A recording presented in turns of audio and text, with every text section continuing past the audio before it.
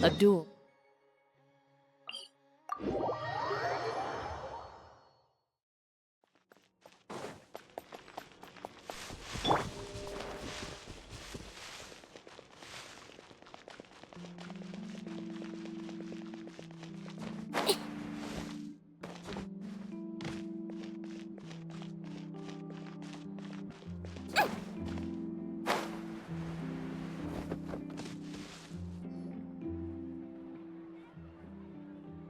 This shop looks popular today.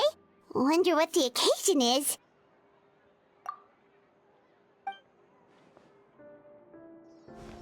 Butterfly Dew Cosmetics now on sale.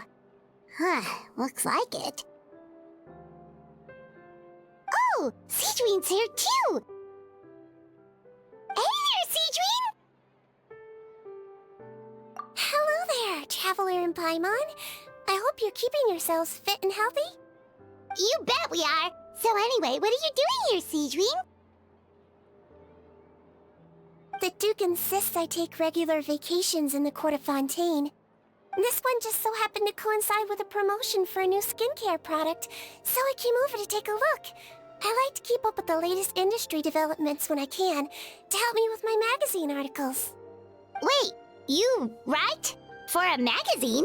Which one? It's called Beautés en Fleur, and it's run by the Fontaine Beauty Association. I've done lots of articles about skincare for them, using the pen name Maritime Flower. Oh, wow! You're a Maritime Flower?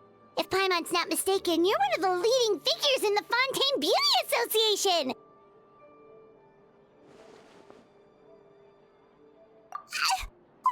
What's so weird about that? Everyone loves beauty! I really like this role. The staff at cosmetics shops are always so polite.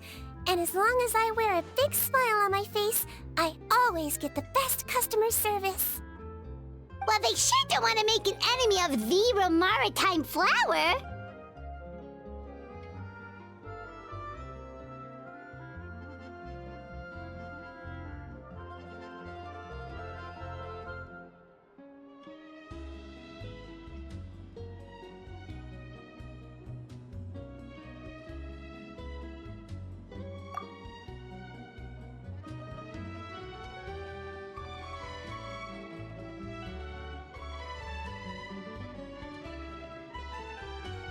Obviously, it's because of Sigewinne's love for beauty.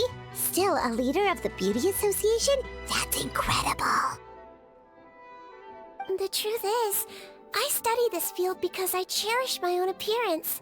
It has nothing to do with being beautiful or not. Oh, the words of a master beautician defy comprehension! Oh, wait, you're saying that natural beauty is the highest form of beauty, right? Not really. Actually, Melusine aesthetics are very different from human ones. We don't view humans based on their appearance. If I had to describe our approach, I'd say it's based on cuteness. Oh, really? Yep. Still, I really value my current appearance, and in the process of taking care of it, I've ended up learning quite a lot about skincare and stuff. It turns out, my knowledge and experience is pretty popular with beauty product lovers. It came as a big surprise to me, though. Oh, Paimon gets it now. But speaking of your appearance, how come you look human anyway? Are you, like, only half Melusine?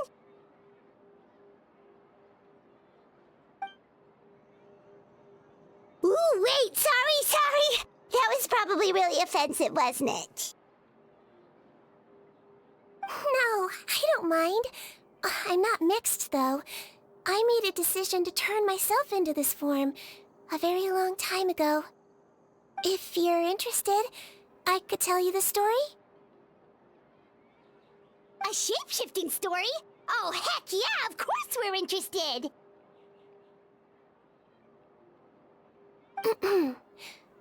Once upon a time.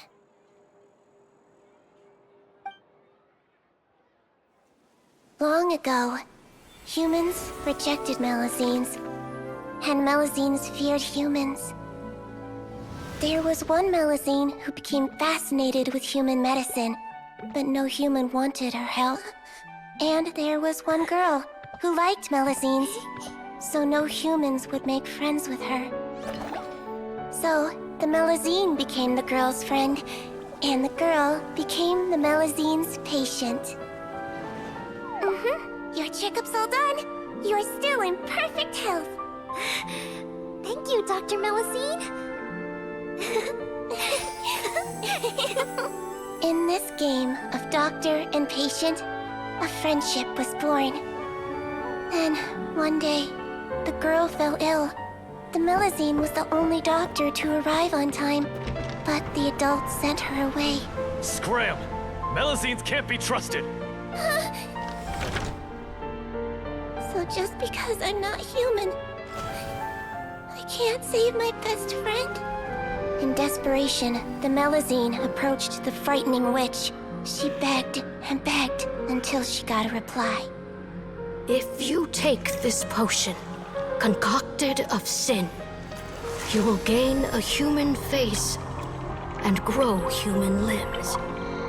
But then, you will lose everything that attracted this friend of yours to you in the first place.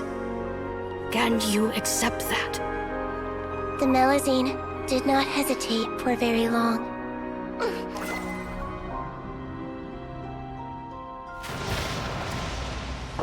On a rainy night, a little doctor knocked on the girl's door.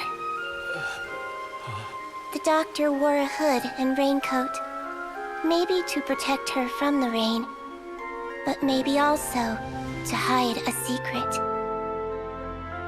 The little doctor held the girl's hand and treated her illness, just as she had so many times before.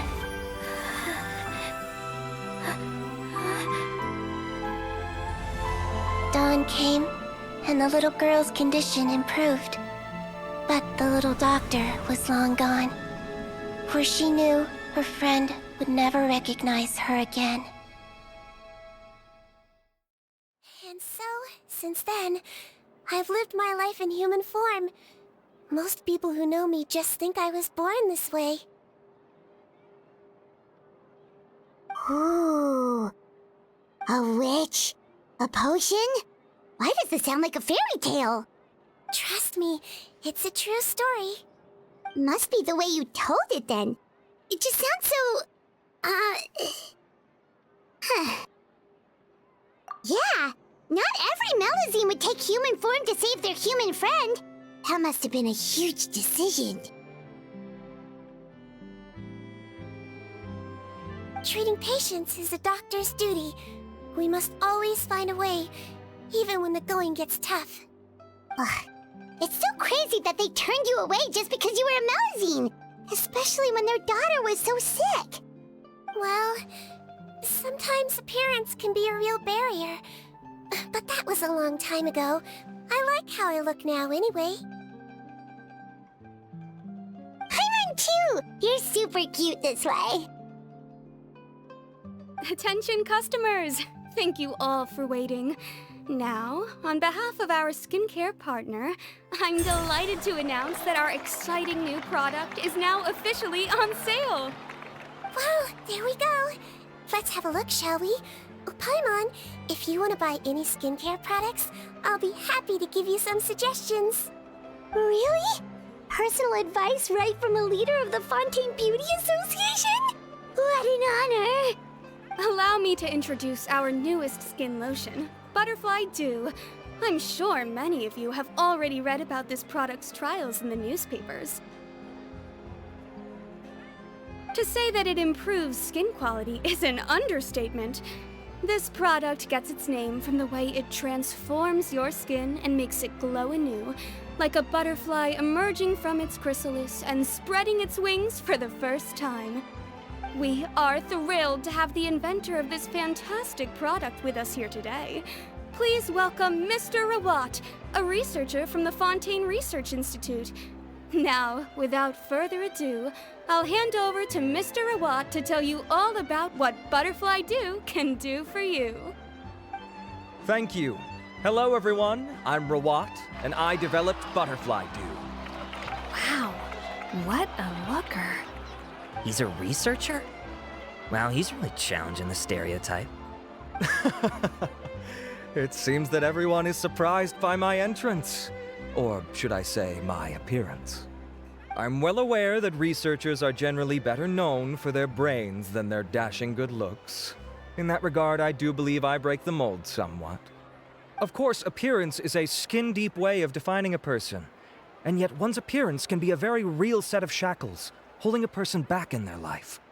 It can rob a young person of their self-confidence when applying for a job, dissuade a young lady from approaching the one she loves. Our actions are at the mercy of our appearance, and we slowly become the very person that the outside world sees us as. But what if I told you that those shackles can be broken? If our appearance prevents us from changing, then let us first change our appearance itself. Wash away moles, birthmarks, and wrinkles, and they can no longer rob us of our confidence. Replace them with luster and radiance, and we shall never again hang our heads in shame. That is why Butterfly Dew exists.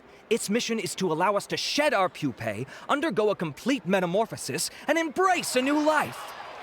Well, whether it actually works or not, after that speech, Paimon's already sold. Mr. Rawat, could I ask if you've used this product yourself? Of course, I tried it many times while I was testing it. You can consider me a product ambassador. Wow, then it's sure to work. Still, I don't expect to convince you just by blowing my own trumpet. So, could I get a volunteer from the audience to try it out? Oh, Paimon volunteers!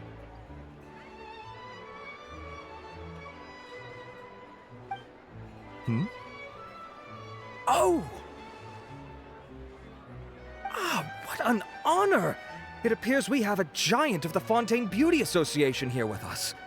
In that case, Miss Sigewinne, could we seek your most expert opinion on this product? Sure. Whoa, is that Romaritime flower? They say she's the pickiest user of skincare products in all of Fontaine. Here you go.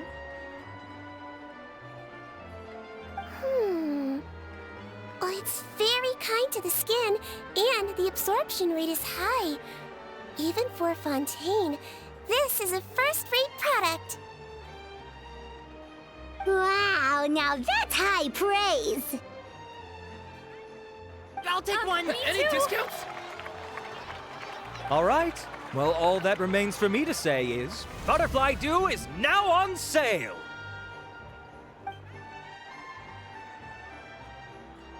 Think we should buy a bottle too? Of course you bring up Mora. Fine, Paimon will pay out of her own pocket and even share it with you. There, does that sound fair? And if you're worried about whether it's the right product for you, well, luckily for us, Sigewinne's here, so we can get an expert consultation.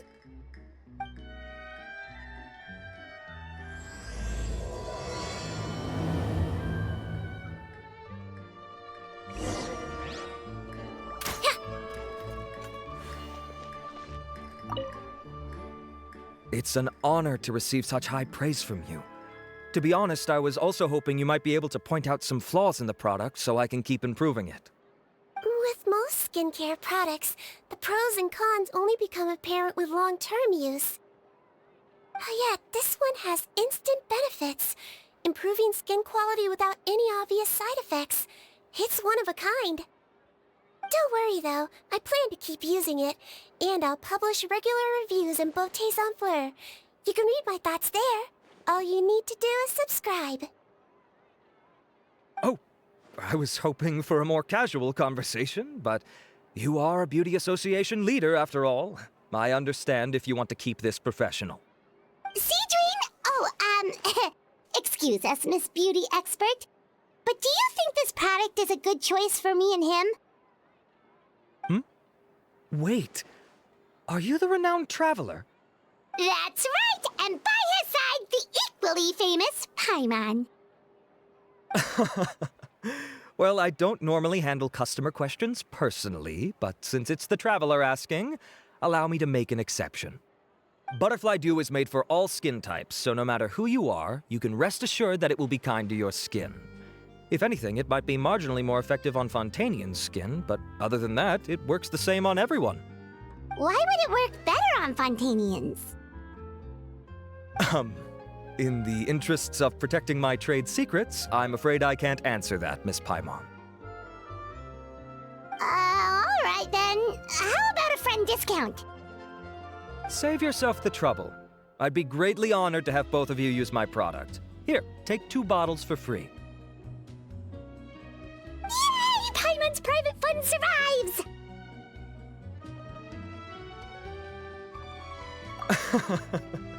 I can see why you might think that, but please don't misunderstand. This gift is simply a token of my esteem. There's no business motivation behind it. To me, finding new customers for Butterfly Dew is about meeting kindred spirits, fellow admirers of physical beauty. I consider it a labor of love. Admirers of physical beauty? Eesh, that's embarrassing to say out loud. It sounds so shallow. It's nothing to be ashamed of, Miss Paimon. Most people claim to desire inner virtue, but it's still physical appearance that turns their heads. This is a fact of life. It's only natural for people to desire to become beautiful. And that's exactly what inspired me to choose this research direction in the first place. You're right. Everyone loves beauty, don't they? Look at the time. My apologies, but I have other things to attend to. I'll leave you with these 2 bottles of Butterfly Dew, and I look forward to seeing you again. Paimon, I'd say there's no need for you and the Traveler to use this product for now. Why? Is there a problem with it? The quality is fine. I just think there's room for improvement. I think I could add some ingredients to the mix to make it more effective. Really? Then why didn't you tell Rawat about that? Researchers are a very special breed of human. You can point out their flaws to their face and they won't mind very much. But if you tell them that someone else could do a better job, ooh, now that'll make them really upset. If I'd mentioned it, he probably wouldn't have given you those 2 bottles for free. Fair enough, that makes sense. If you're interested in the more effective version, I can write up a list of ingredients for you. Just come get me once you've gathered them. When you say more effective, you mean it'll make Paimon even prettier? Ooh, how can we say no?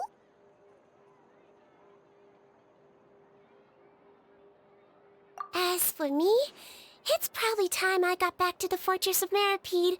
I mustn't leave the infirmary unattended for too long. Alright, see you there then!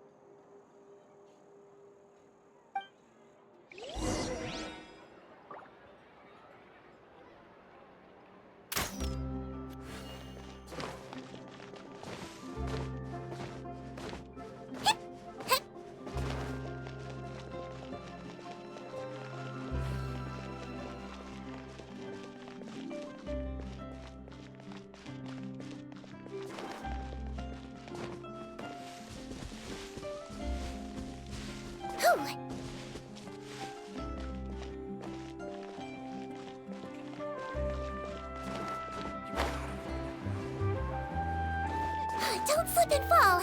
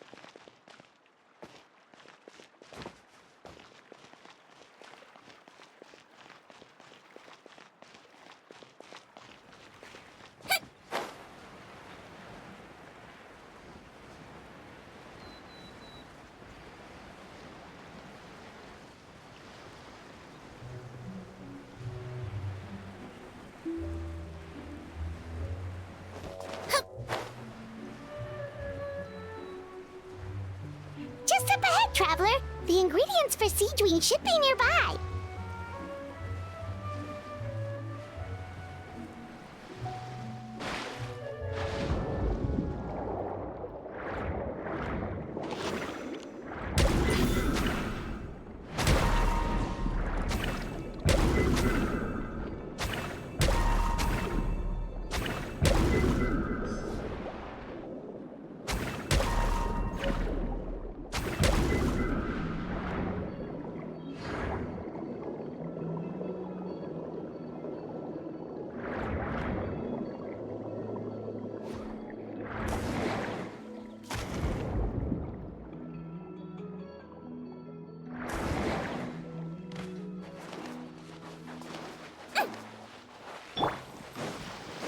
Let's keep going, team.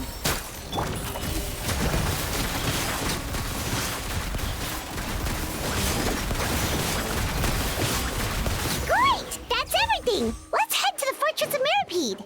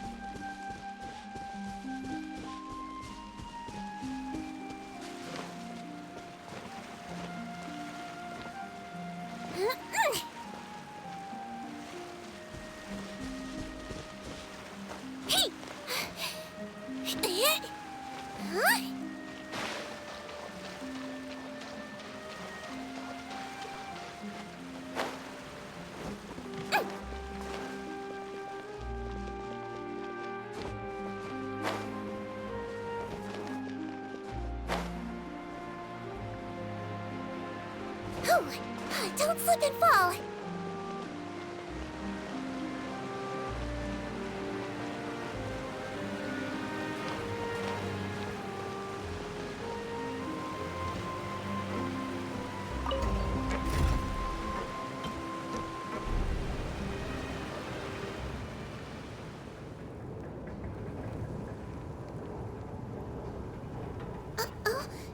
Oh.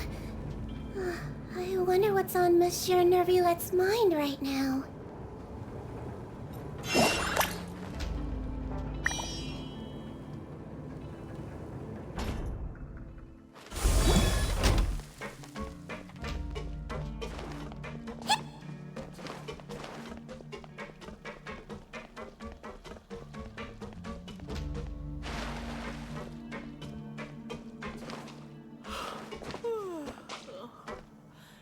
Please register here.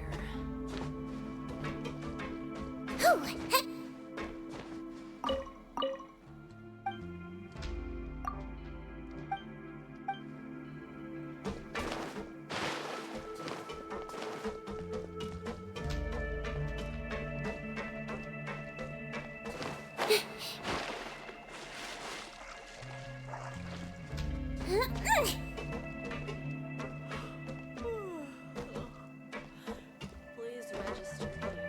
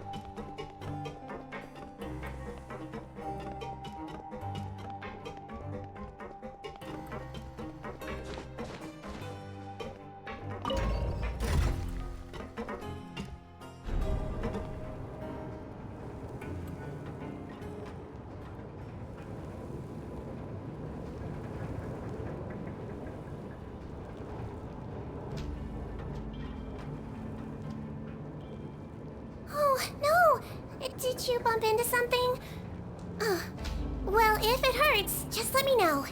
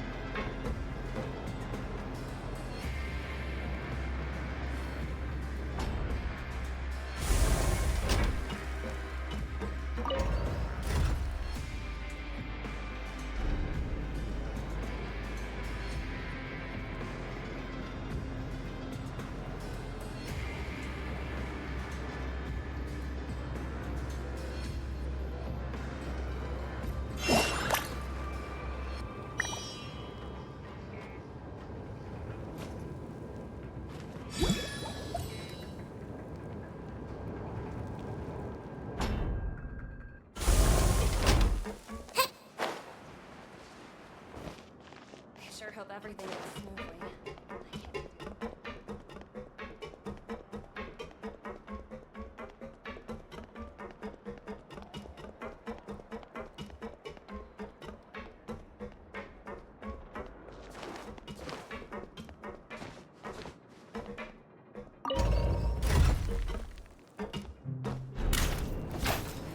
Yeah! Yo!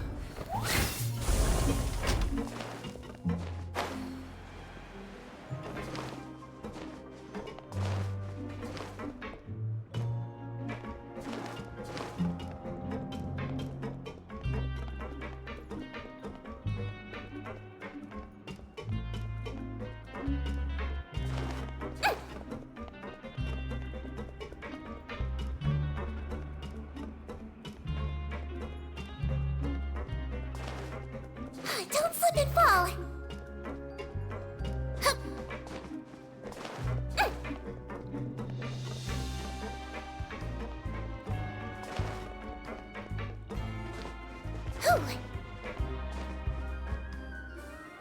Whoa, the infirmary is packed! Please, you have to believe me. I saw it with my own eyes last night. Another me! He looked exactly like me. Got it, okay. I've written down everything you told me.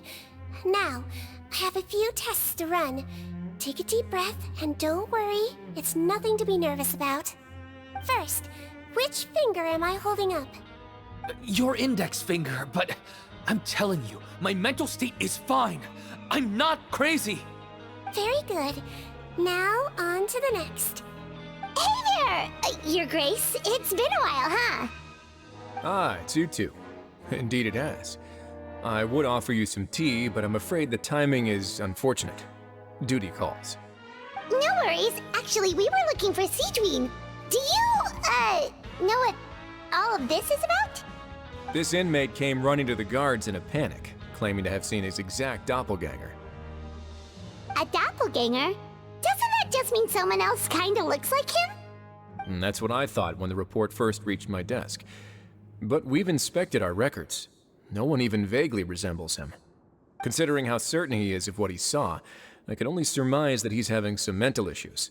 So I brought him for a medical evaluation. All right, very good. Take a sip of water and rest for a bit. Evaluation complete. I couldn't find any symptoms pointing to a physical condition. I see. So do you still believe there's more likely to be an issue with his mind than his body? I have to assume so for now. Psychological issues are more difficult to detect. At this stage, we can at least confirm that he is in command of his cognitive faculties. The rumor mill will go crazy if word of this gets out. Guards, take him to the ward for a period of observation. The Marechaussee Phantom has requested my cooperation on a case, otherwise I'd deal with this myself. Sorry for the trouble, head nurse, but I'll have to leave this to you. No problem, Your Grace.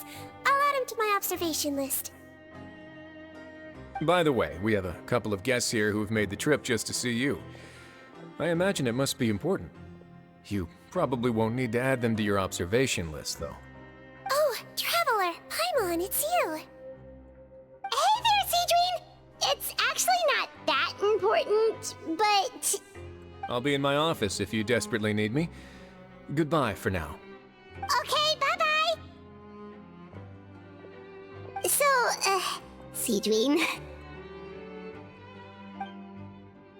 Would you mind waiting for just a moment? I have another patient to see. Just find an empty bed and take a seat. I won't be long. Oh, sure! Sigewinne, we've brought him. And he seems to have taken a turn for the worse again. Okay, don't panic. Let's start by sitting him down here. Paimon had no idea how busy it can get for Sigewinne. Maybe now's not the time to ask for her help with skincare. Good point. Besides, it might actually be interesting to observe her at work. Well, this could hurt, so I suggest you take a deep breath first. Did his face melt? What happened to him? It's anyone's guess. His face melted off shortly after arriving at the fortress. But since he's a serious offender, he can't be allowed out for medical treatment. Best we can do for now is ask the head nurse to give him something to manage the symptoms. Oh, this is gonna be awkward.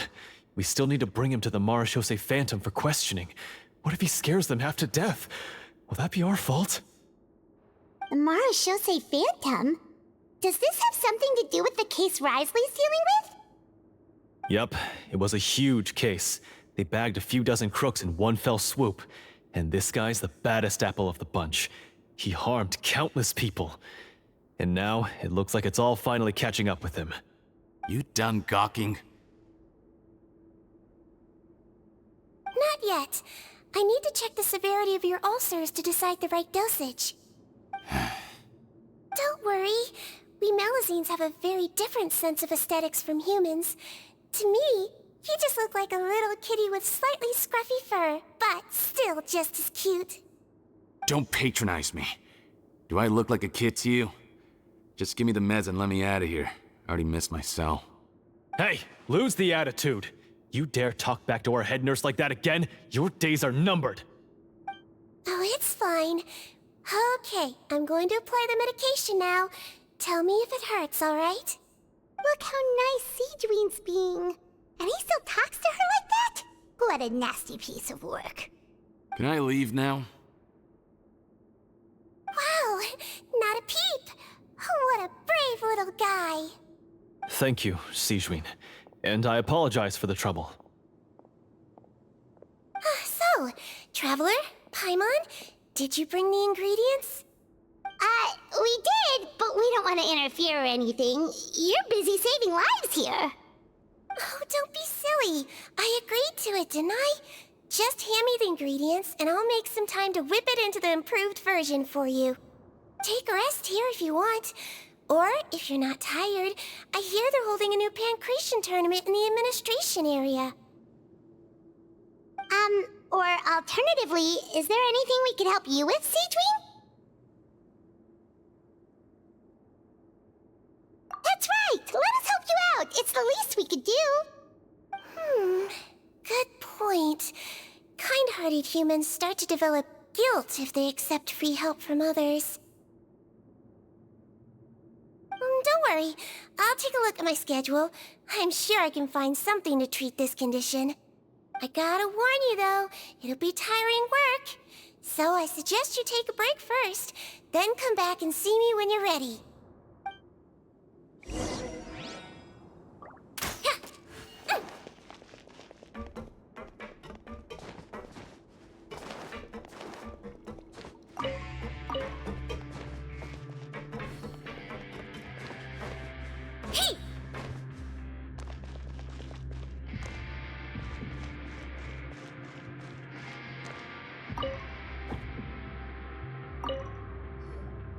We're ready, Sigewinne! What's our first mission? I found the perfect job for the Traveler. First, I'd like you to lie down in this bed.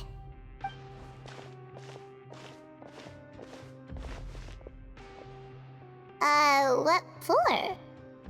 I need you to pretend to be sick. What? Oh, is it that difficult? I thought you did a pretty good job last time. Oh, so you knew. I sure did. He was way more interesting than the usual malingering inmates, and you played along very well, Paimon. I observed you two for quite a while after that. Well, this is awkward. But why do you need us to do it again now? No time to explain.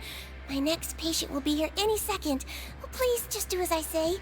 You can, pretend like you've got a nasty headache, and throw in some dry heaving for good measure.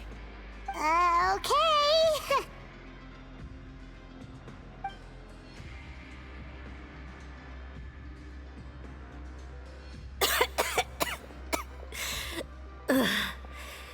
Hey, Doc, it's me. I'm only here because my mom won't stop pestering me about it. So annoying. Well, your mother has enough on her plate with a busy job. Well, the last thing she needs is to worry about you being sick as well. I know! I shouldn't treat the place like a playground, shouldn't go swimming in the lower levels where we join up with the sea, 'cause it'll give me a cold and distract her from her work. I thought I'd be able to have some fun here at the fortress for a few days, but it's always, don't do this and don't do that. All right, sit yourself down and I'll take your temperature. Your fever still hasn't gone down. Well, here's your medicine. 1 cup for starters, and we'll see if it helps. But Doc, it's so bitter. Do I really have to drink it? I mean, I'll be fine, right? I've got an uncle who caught a cold. His fever went away on its own after a couple days. Can't you just write me a note saying I'm on the mend? I just need something to keep my mom off my case. I sure can. You're a very brave boy, after all. Huh? Brave? What makes you say that? Well, if you want to rely on your own immune system to clear up your fever, then you'll have to tough it out like this guy.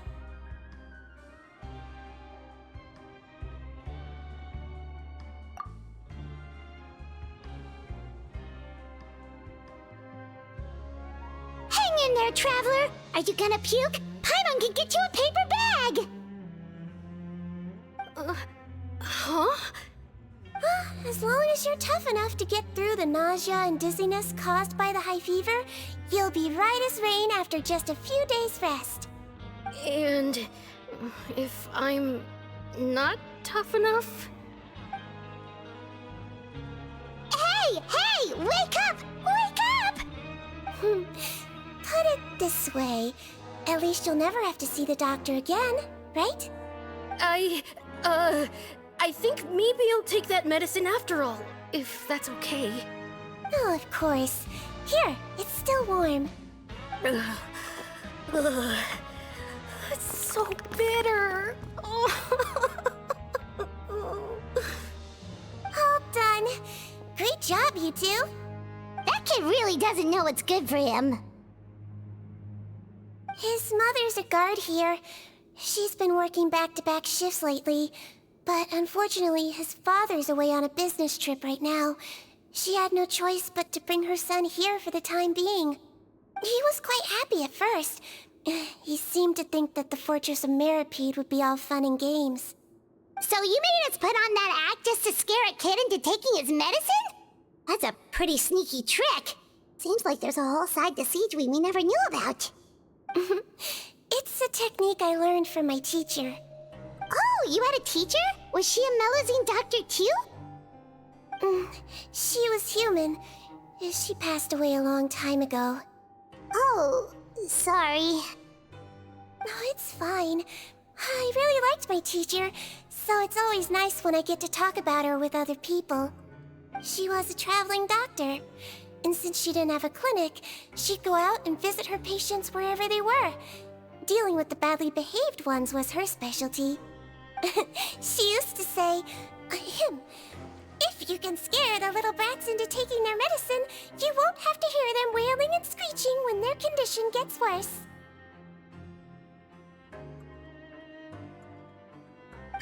She sounds like a pretty strict teacher. Strict? Well, that's not how my teacher saw it. She thought of herself as terrifying to kids. Strange way for a doctor to describe themselves. Now Paimon's curious to know what she looked like. As it happens, I actually have a picture of her. Oh, wow, yeah, okay, that'll terrify the kids. Yep. All the children she treated thought she was a witch. Why does it almost sound like you're envious of her? Oh, because I am. If she was here, all the children would take their medicine without any need for tricks. A doctor who looks like a witch. True, they wouldn't dare try anything funny with her around. Oh, me, on the other hand, it's hopeless.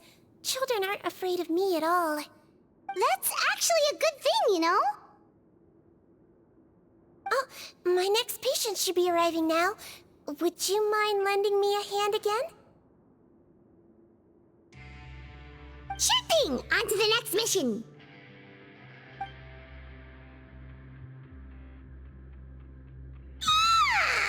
Is it nighttime already? That flew by. You really have a busy job, Sigewinne. Well, thanks to you two, it was much easier today. Aww.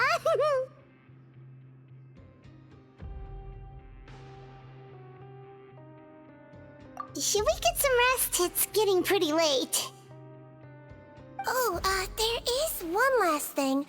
I have to keep it confidential, so I usually leave it till after everyone's clocked out. Confidential? Are you sure you can tell us? It's fine. You're not living here anymore, so it's okay if you know. All it is I have to prepare some ingredients to make healthy meals with. Wait, you mean those healthy meals?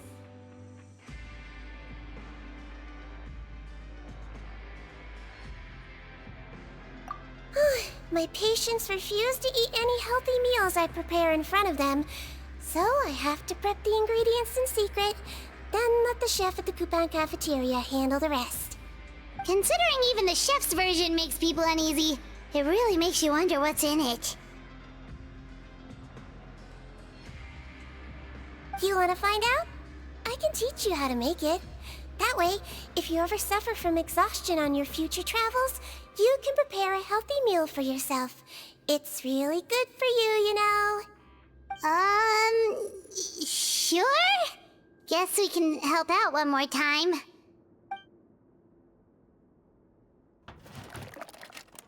The ingredients are ready. Now, put them on the table and add them in the order I tell you.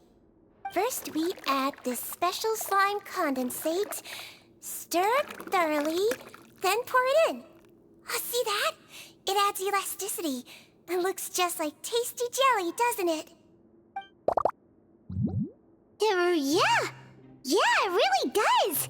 Until you remember it's slime condensate. Next up, xenochromatic crystals. You want to crush them up into a fine powder, like powdered sugar. Wait, are those from Fontimer Aberrants? Are you sure they're edible? Finally, we'll need some high-protein meat. Frogs are an excellent choice. You just need to clean their innards, and then you're left with some lovely, tender meat. Oh! Frogs. And we're done. All that's left now is to pack them into lunchboxes and hand them to Walsey. Yesterday in the production zone, I noticed an inmate who's been working for 2 days straight. That means it's a healthy meal for him tomorrow. Sigewinne really does have the inmate's best interests at heart.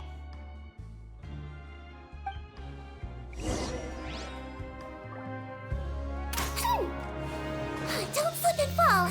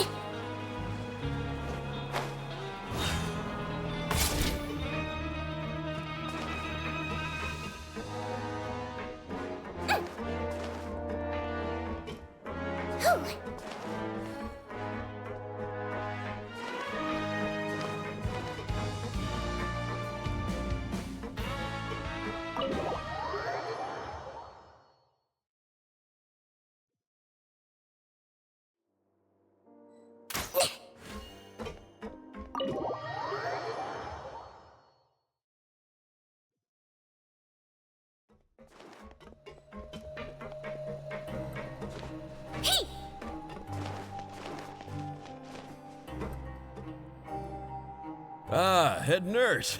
Got some extras for me? Just the one today. The serial number's on the lid. Sounds good. I'll make sure it gets delivered. Sounds like they're talking in code. Thanks for your help. Oh, it's no trouble at all. I only wish I could do more. You work so hard for all our sakes. I'd happily lose a little sleep if it meant helping you out. That won't do. If you reduce your sleeping hours any further, your health will start to suffer. All right. Nurse's orders. I'll do as I'm told. But you take care of yourself too.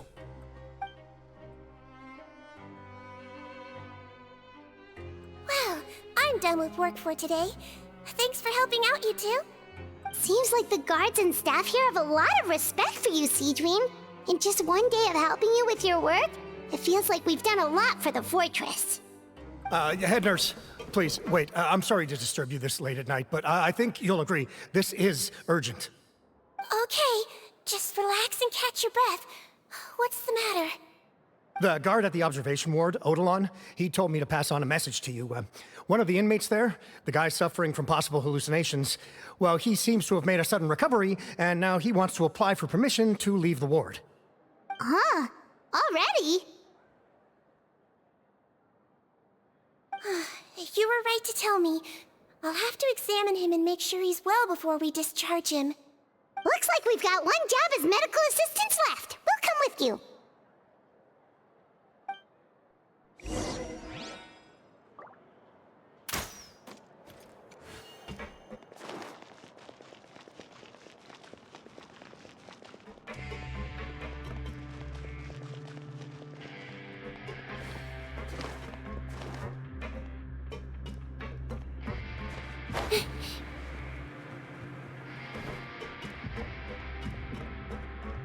Don't slip and fall!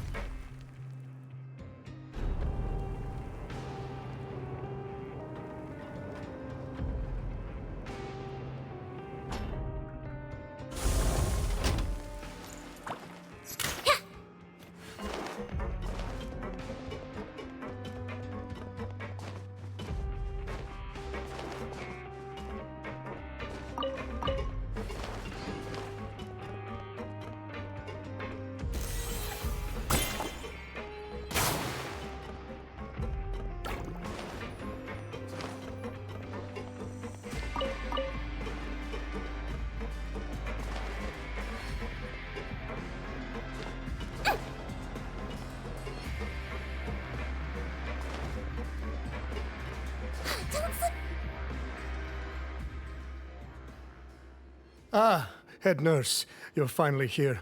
I'm so sorry for all the trouble I've caused you, but I believe I've now made a full recovery.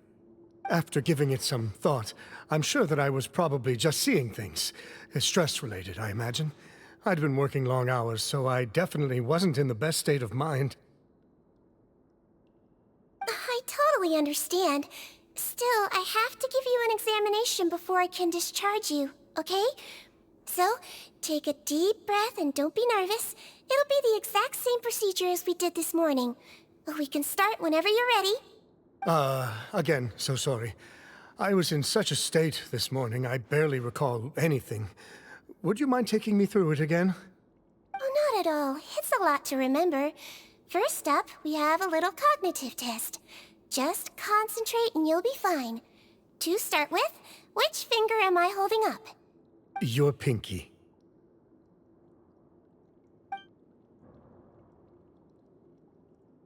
All right. All indicators seem normal. So it was a stress-induced hallucination after all? Well, we've certainly had previous cases of mental illness caused by overwork, which is why I carefully observe everyone in the production zone. I wonder how I managed to miss the signs this time. Please, head nurse, you shouldn't blame yourself. I'm just still adapting, that's all. Pushed myself too hard, and I guess I couldn't take it. Thanks for looking after me. I'll be as good as new after a good night's sleep.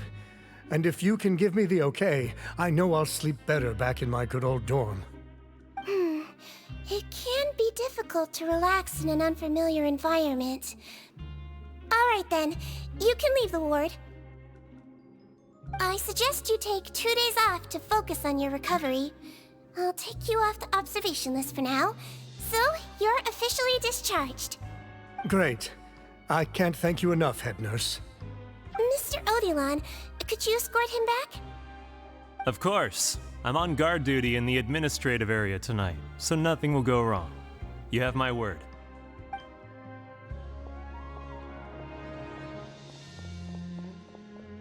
Guess you're finally done for the day now, huh? Yep. But I still haven't gotten around to making that improved lotion for you yet. Oh, no rush! Seriously, it's super late now. You should go get some rest too. Well, tomorrow it is then. Good night, Traveler. Good night, Paimon. Hope you sleep well. Oh, don't you worry! We will! After a productive day of work, we're both gonna sleep like a log.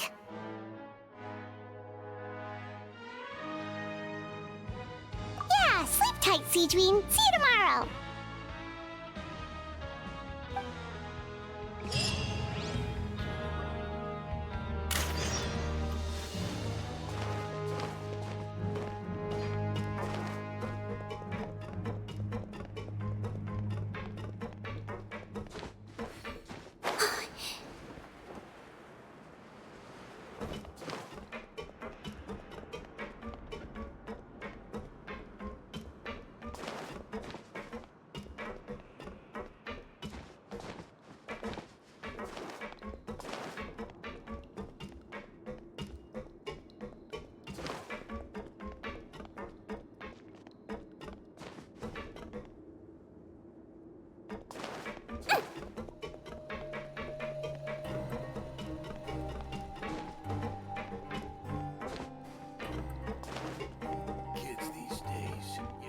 Don't slip and fall! Now, what should I draw next?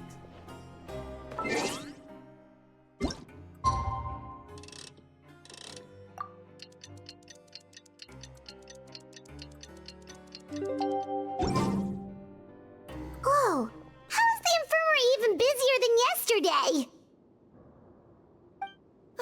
Good morning, Traveler and Paimon. I have a few people here for a checkup, so you might need to wait for a while. No problem. Anything we can do to help? There's a bit of a complicated situation here. I'm still getting to the bottom of it myself. You have to believe me. I'm telling the truth. You're in a medical facility. Keep it down. Please, listen to me. I'm not Gascon. I'm Uwe. You're a horrible liar, you know that? We get all your mugshots with the arrest warrants. It's clear as day that you're Gascon. You mean because of the way I look? I don't know what happened. I just woke up like this. Then you guys dragged me in here for an interrogation. I brought you here to figure out what's going on. If you truly are the victim of an injustice, yelling isn't going to achieve anything. At most, it'll delay your vindication. All right. I get it. This is nuts. Yesterday's interrogations went fine, and now this. Morning, Your Grace. What's going on? Remember the case I mentioned yesterday? The one brought to me by the Marechaussee Phantom? Well, we've been questioning the inmates involved this morning. Every single one of them is claiming mistaken identity. Huh. That's even weirder than what that guy was saying yesterday. The thing is, none of them have been able to provide any evidence whatsoever to support their claims. Questioning them further got us nowhere, so for now, we've brought them to the infirmary. And we thought yesterday was as busy as it got for Sigewinne. We've compiled their statements. Have a look. Perhaps there's something we missed.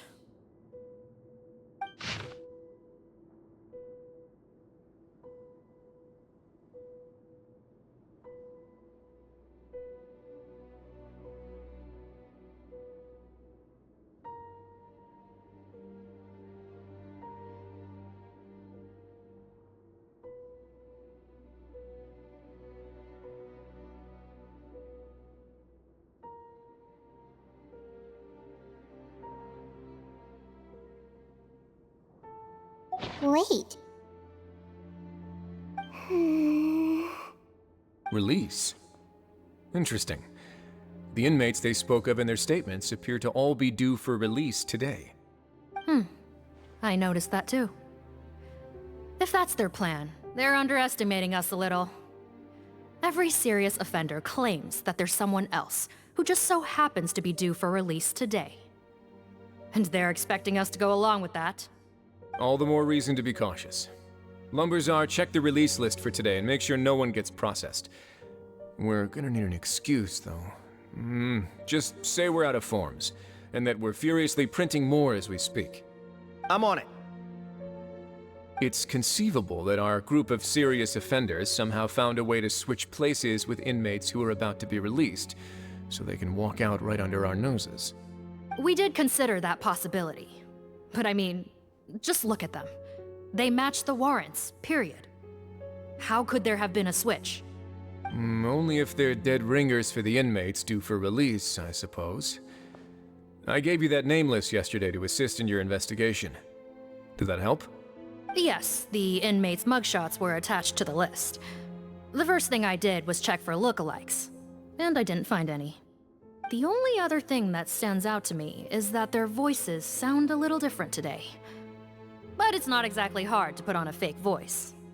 Oh, really? What does our head nurse make of all of this? Give me a moment. I think I have a way to confirm whether there's been a switch. I know, it's not time to change your dressing yet, but please bear with me. Huh? Isn't that the guy from yesterday? This should be Honore. He has very severe facial ulcers, which require an operation in the hospital at the Court of Fontaine. I authorized him to leave the fortress for medical treatment under guarded escort. Yes, like I told you. I'm not Putton. I'm Honore. So there has been a swap. Well, I can see what happened in Potton's case, but how do you explain the other inmates? You're not telling me their souls switched bodies, are you?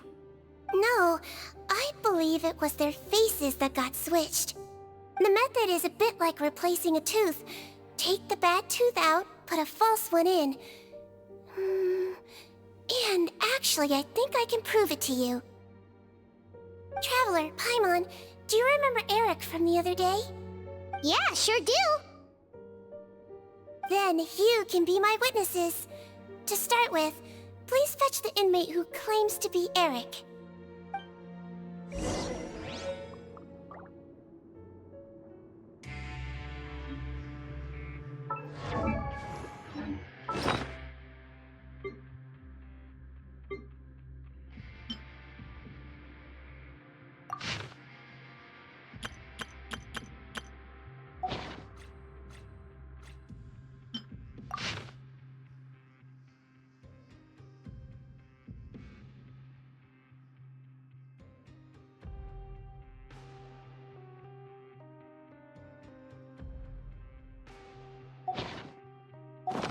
You only get one body, so you gotta take care of it.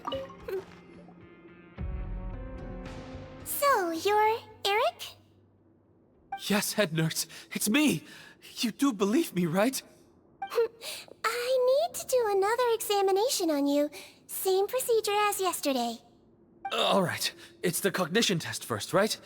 So I need to concentrate. Now, try to recall if you can. The last time we did this test, which finger did I hold up? I believe it was your index finger. But that means... Huh?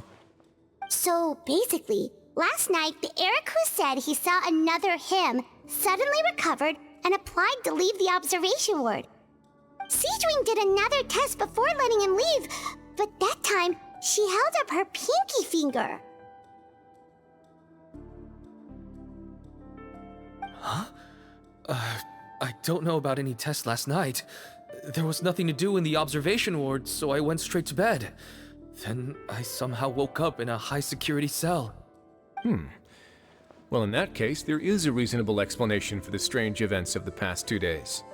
So, What exactly happened? The gang of serious offenders wanted to break out of prison, so they identified a group of scapegoats, namely inmates whose terms were almost up, and planned to switch appearances with them. Last night, when Odilon was on duty, they ambushed him and had one of their group switch appearances with him using their face-swapping method. That allowed them to avoid scrutiny from the other guards. Then, once all the other inmates were asleep, Odilon spent his night shift carrying out the remainder of their switcheroo plan. However, they made one mistake. Henri changed his appearance to match Eric's earlier than he should have done, and ended up being spotted by the real Eric. Real Eric came to the guards for help, but we didn't know then what we know now, so we put it down to hallucination and sent him to the observation ward. However, since one of the gang members was posing as a guard, they simply changed real Eric's appearance and had their Eric take his place, muddying the waters even further. Right, because I put Eric on the observation list by then, and no inmates on that list can be processed for departure until I've discharged them. Hence why the imposters had to pull that little stunt to get fake Eric off the list. Yeah, it all makes sense now. The Duke cracked the case. Well, I can't fault the reasoning. But I'm afraid that we ruled out the possibility of face switching very early on in this process. Criminals altering their facial appearance to commit crimes is nothing new. In fact, one of the explicit duties of the Malazines in the Marechaussee Phantom is to identify criminals in disguise. We carefully examined all the suspects, and there is no evidence that any means of disguise were used in this case. Huh. Well then, how do we explain all this? So far, it seems more likely that the gang stole documentation belonging to the inmates due for release, and are using that to commit identity fraud. Actually, there is a potion that can completely change someone's appearance. If they use that, even a Melazine wouldn't be able to detect it. A shape-shifting potion? Forgive me, head nurse, but this is the first time I'm hearing about it. If such a potion truly existed, it would jeopardize our entire investigative process at the Marechaussee Phantom. Are you certain of this? Yes, I am. But... Please, trust me in my professional opinion as an experienced clinician. At the same time, without any solid evidence, it's pure speculation. If we can round up all the inmates suspected of switching places, then have a little talk with both sides, we might just get our answer. Yep, let's do that. Okay. Well, it was our negligence that meant we had to come and conduct these post-internment interrogations. And I know it's put you out. We'll do it your way. Your Grace, bad news. I paused the releases like you asked, but we were too late. A bunch of people already got processed 2 hours ago. I checked the list, and sure enough, it's all the people who gave statements. 2 hours ago? That's before today's interrogations began. They had this all planned out. So there really was a switch after all. They really pulled the wool over our eyes on this one. We should be able to catch up with them if we leave now, right? Not if that potion is real. They can just switch faces again after leaving the fortress. And if the Marechaussee's Melazines can't even spot them, we wouldn't know where to start searching. Yikes! So we're at a complete dead end!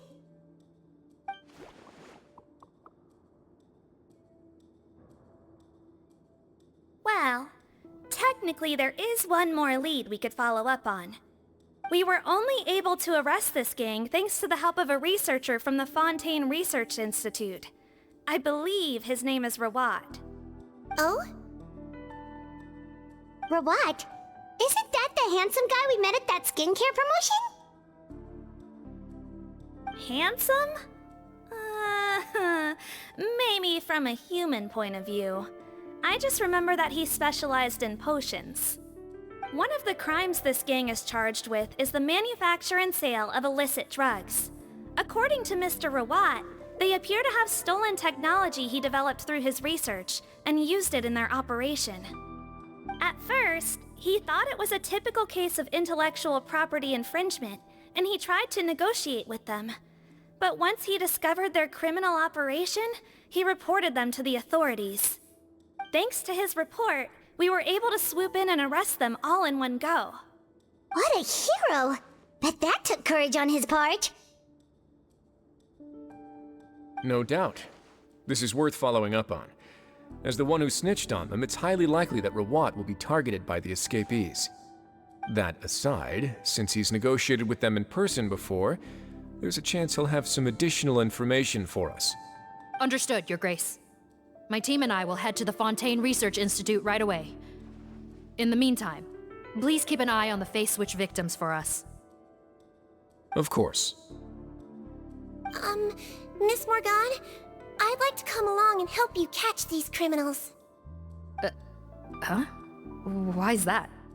Well, I'm the one who discharged the fake Eric last night, so I feel partly responsible. Don't say that, head nurse.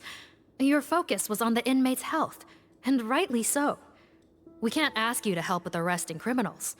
That's our duty. I also have a more personal reason. Potton is a patient of mine, and if I don't get a new batch of medicine to him in time, his condition will get much worse. Look, head nurse, I completely understand where you're coming from. But arresting criminals is dangerous business. And if anything happened to you, none of us can afford to take on that responsibility. Don't worry, I can defend myself just fine. You say that, but still. If I may, Miss Morgan, Sigewinne is the one who raised the potion hypothesis, and I'm sure she has far more expertise on the topic than your team. My suggestion would be to bring her with you. And if you really are worried for her safety, then...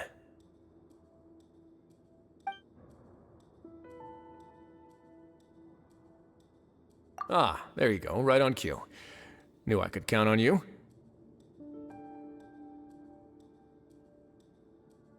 Okay. Well, since this plan has the Duke's blessing, far be it from me to refuse. We should head off immediately. Time is of the essence.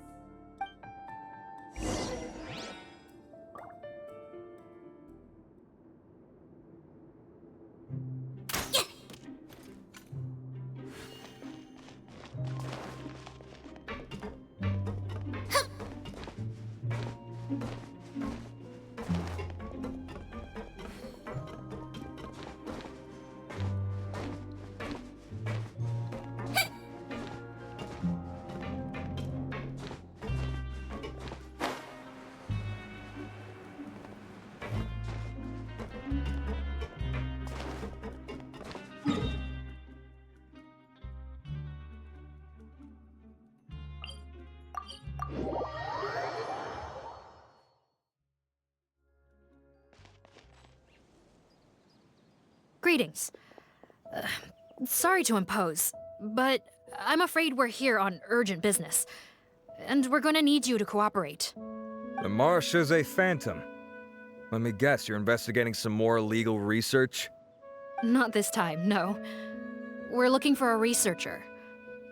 Do you know where we might find Mr. Rawat? Rawat. Oh yeah, Mr. Handsome, right? He actually doesn't work on site here very often. There's a handful of researchers in the nearby area who know him pretty well, though. You can see what they know. Just a handful?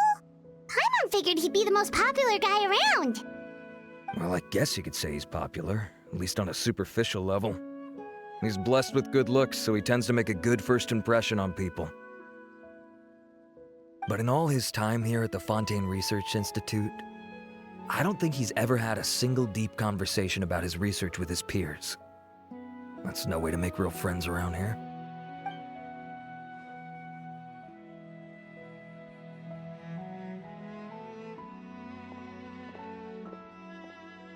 That's so weird. He definitely didn't come across like a recluse at that product promotion. I don't find that weird at all. He definitely didn't strike me as the kind of guy who's, good at making friends. Really? Paimon couldn't tell. Must be a Melusine perception thing. Okay, we should talk with his acquaintances. But we also need to check the Research Institute for any clues. Let's split up. It'll save us some time. Sure thing. We'll go ask around among the other researchers with Sigewinne. Paimon's suddenly kinda curious to know what everyone really thinks of him.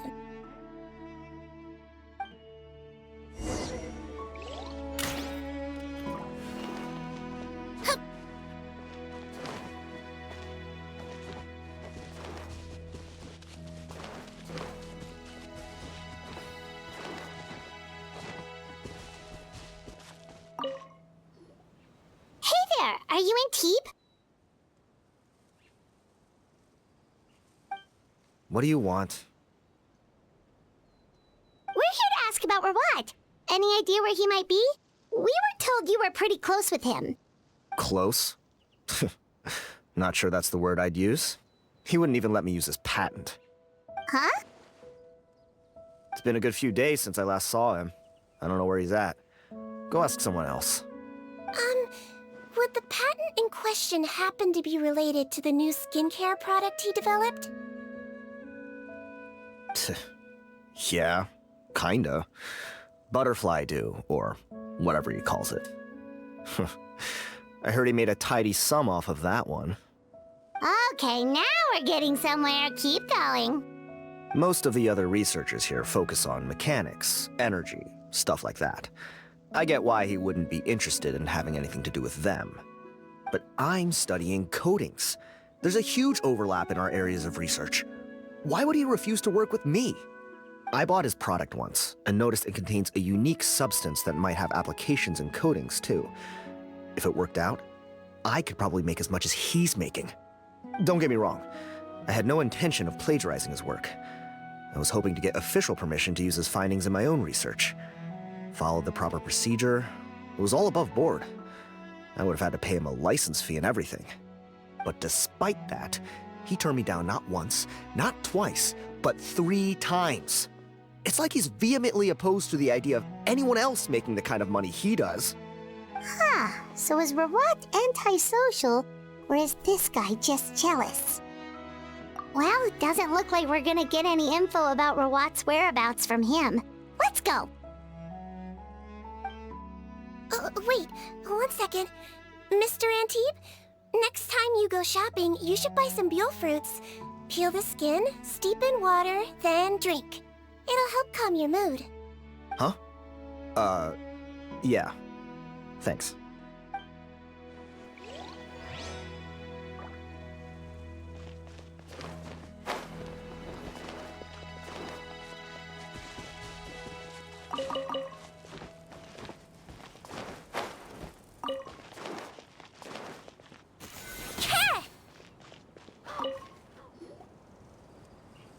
Excuse us, are you Audrey?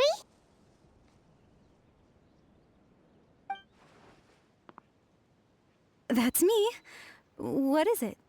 Are you close friends with Rawat? We're trying to find out where he is. Close friends? You mean because I told him I had feelings for him once? I doubt I'm the first or last at the Institute to make that mistake. Why would you single me out as a close friend? I should have known, really. Men like him, they just enjoy being surrounded by fawning women. They're not interested in a serious relationship. Okay. We were just kind of wondering if you might know where we can find him. Why would I know where he's at? I barely know him, and he probably doesn't even remember me. Ugh, this is getting annoying. Shall we go ask someone else?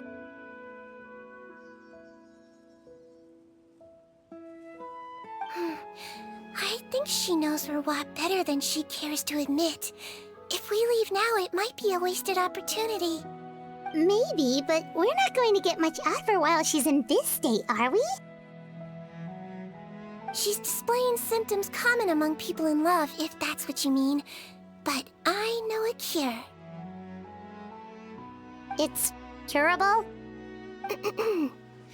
Oh, We're still no closer to finding Mr. Ruat. Oh, by this point, he could be in grave danger. Danger? Wait, why are you looking for him again? Oh, that's right, yeah! The Marechaussee Phantom said that he's been targeted by some pretty bad people. We need to make sure he's safe. What? How has this happened?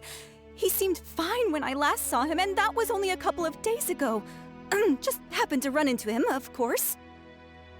Oh, I see. Well, do you have any thoughts on where he might be right now? Okay, but this is purely out of concern for his safety. If he's not at the Institute, he might be at his mother's place. I heard she raised him alone, that they had it pretty tough financially, and these days she's housebound due to illness. He makes regular trips back home to check on her.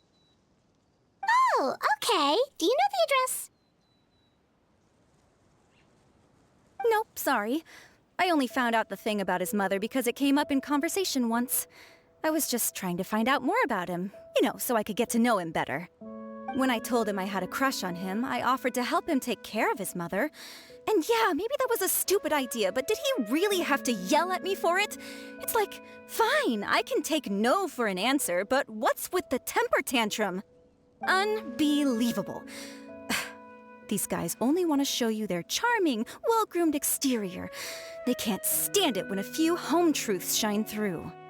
Looks like her love syndrome is flaring up again. We need to find out Mr. Ruat's mother's address. Let's check with the Marechaussee officers when we regroup. Cool, sounds like a plan.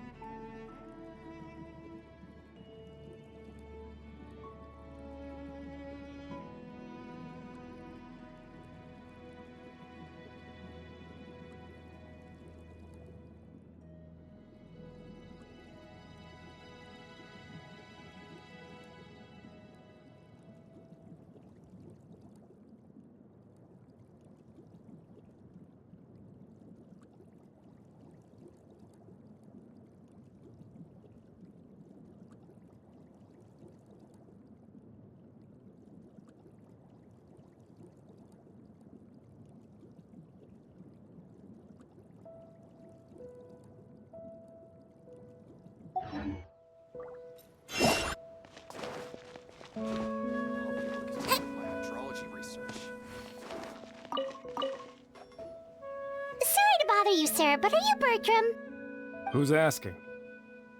Just some concerned citizens helping out the Marechaussee Phantom with an investigation. We'd like to ask you about Ruat's whereabouts, if that's okay. We're told the two of you are pretty close. Not anymore, we're not.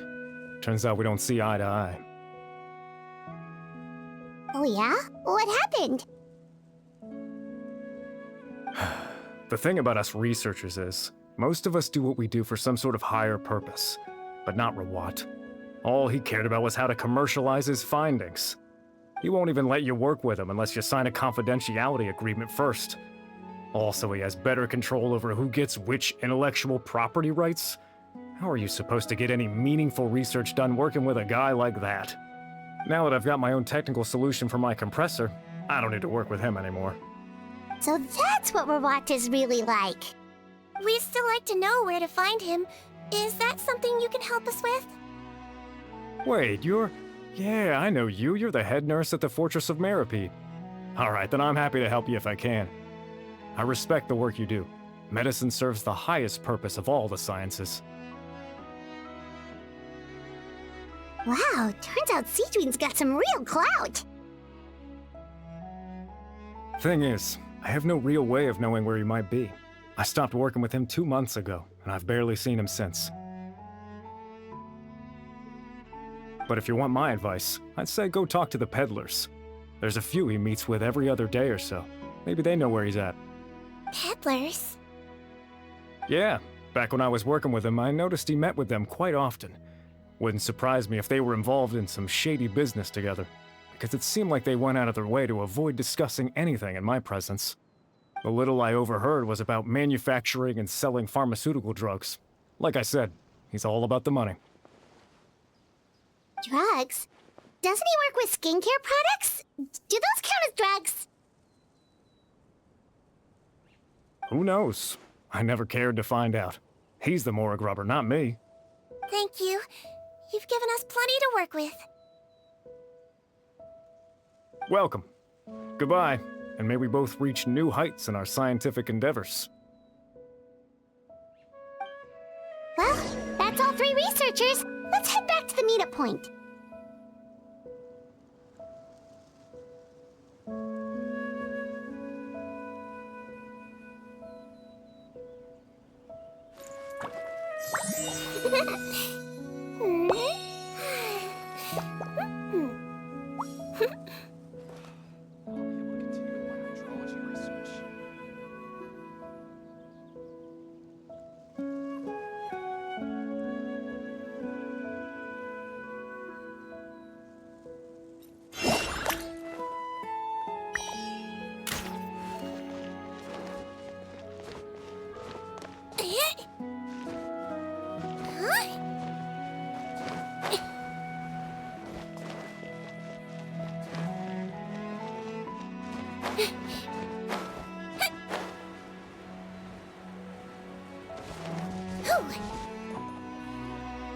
You know, Paimon started out thinking Rawat was a handsome researcher with a friendly and cheerful personality.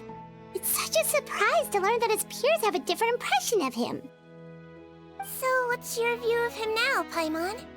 A handsome researcher whose difficult upbringing turned him into a profit chaser with a chip on his shoulder?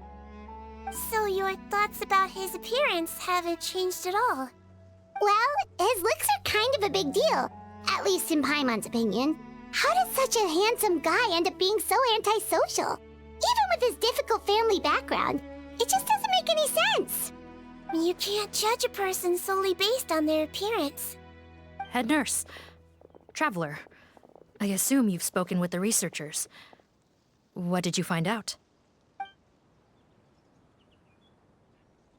Bertram mentioned Rawat's involvement with some pharmaceutical merchants. Do you know if he's registered any pharmaceutical brands? Since he was a whistleblower on such a huge case, I ran a background check on him. I don't remember there being any brands under his name. How strange. If he was so focused on commercializing his research and averse to sharing his technology with others, why wouldn't he have registered his own brands? Maybe he and his business partners needed to avoid public scrutiny? You think he may have colluded with the gang? Well, the crime was manufacture and sale of drugs, and that would certainly be in his wheelhouse. We can't rule it out. Isn't that pretty unlikely, though? He was the one who blew the whistle on them! Most children who come to me with tooth decay have suffered pain for a long time already, but they'll still try to hide the fact that they eat too many sweets. Grown-ups and children aren't so different in that regard. If you say so. I saw him when he came to make his report, and I certainly didn't get the feeling that he was the type to collude with criminals. Perhaps it's more likely that they were coercing him. You mentioned that he comes from a poor family. So, it's possible that the criminals approached him asking for academic support, luring him in with the promise of riches. By the time he discovered who they really were, he was in too deep. They had leverage on him, so he was forced to keep working for them. I've seen it happen many times before. That does make a lot of sense. It would definitely explain why he was so unwilling to cooperate with his fellow researchers. No wonder he's so unsociable. He must be on edge all the time with a gang of crooks breathing down his neck. In that case, the situation could be worse than we thought. If Rawat was working with the escaped inmates, they're sure to know more about his whereabouts than us. Oh, there's a good chance they'll get to him before we do. Based on the information we've gathered so far, he was last seen 2 days ago. If no one's seen him since, maybe we're too late. 2 days ago? So he went missing right after that product promotion. That was the same day he reported the criminals, too. Not a good sign. Don't worry, everyone. I believe we still have a chance. Since he disappeared right after blowing the whistle, it's likely that he's gone into hiding. Yeah, he must have been worried that they'd come for him. All the more reason to find him as soon as possible. The only lead we have at the moment is his mother's house, which you mentioned earlier. Seath, think you can find the place? Yep. When you register a brand, the Court of Fontaine requires you to provide a legal address. The one Rawat wrote down was in the outskirts of the city. That should be the place. Okay, then there's no time to lose. Let's move.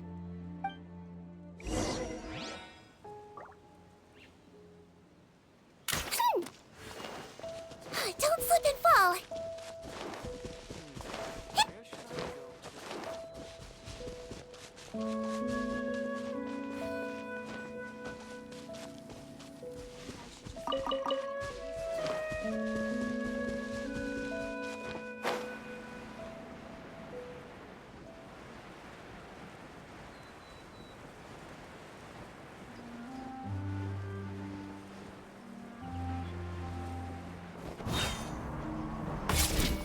Into the shadows.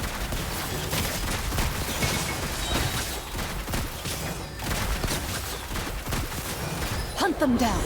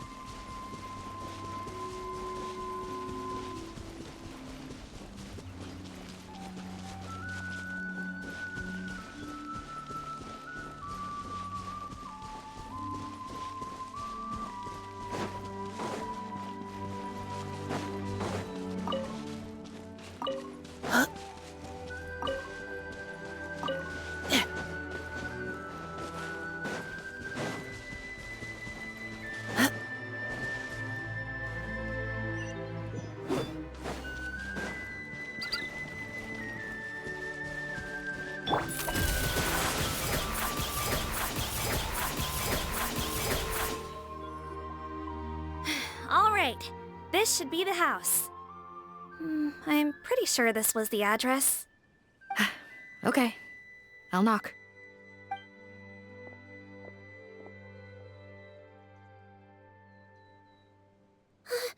Sounds like whoever's inside has restricted mobility.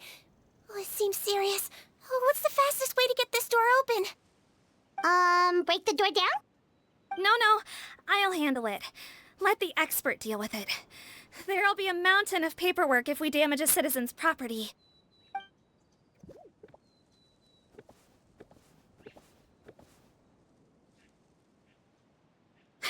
Calm down. Deep breaths. Remember your training. Control your strength. And... it's open! Seath, take a few people and lie in wait. Keep your eyes peeled for any activity around the house. The Traveler, head nurse, and I will go inside.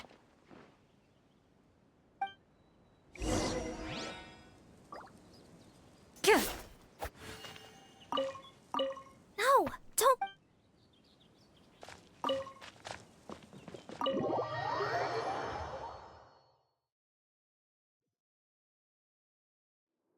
Hello? Anyone home? Oh, there. On the bed, there's an old lady. That's gotta be Rawat's mother, right? She doesn't look like she's in any state to be answering our questions, though.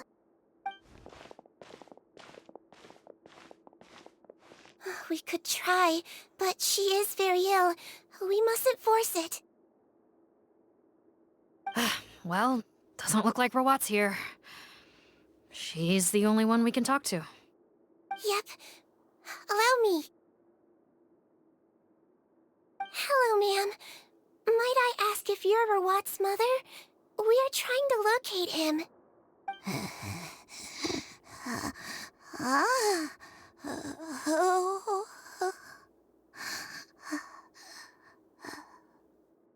Hard of hearing, perhaps. Does anyone have a picture of Rawat? I have one here. I'd like to show you a photo, ma'am. Is this your son? Do you know where he is?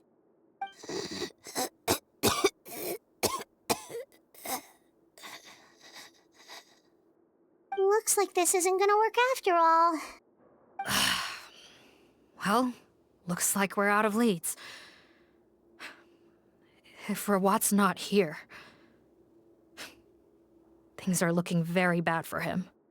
Is it possible he could have avoided returning here because he knew he'd be in danger?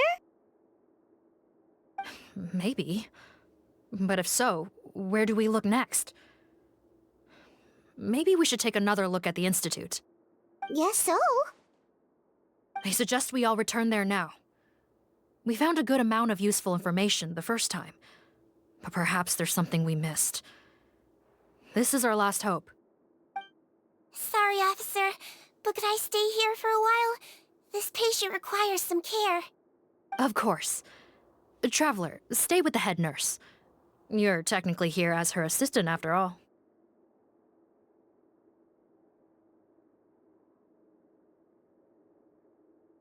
Also, I'd like some Marechaussee members to stay as well, and keep an eye on the area. Why's that? If Rawat knows how serious his mother's condition is, he will return. Got it. Okay. I'll tell the squad members in hiding to stay put and keep a lookout. Thanks for helping me out yet again, Traveler and Paimon. No problem. But when you say her condition is serious, do you mean... Yes. She's barely clinging on to life. Oh. Let me take care of a few things first. Could you pass me the towel over there? Yeah, of course.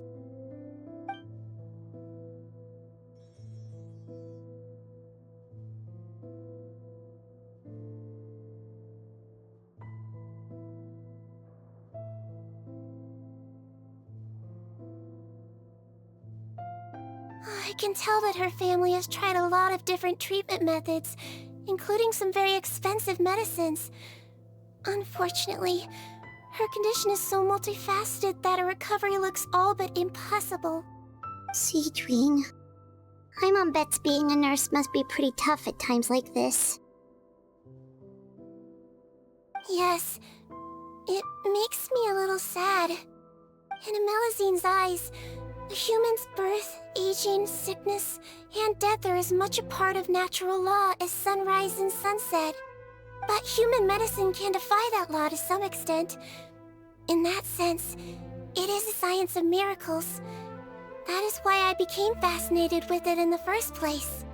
But it was only after I truly became a doctor that I realized miracles don't always happen. Even the greatest doctors cannot cure all diseases. Sigewinne. Well, don't worry about me, Paimon. A doctor's duty is not to cure all diseases, but to treat whatever ailments they can. At the very least, I can lower her fever. That way she'll suffer less, and she might even be able to see her son. Yeah, all the more reason to find Rawat as soon as possible, even if we don't catch those crooks.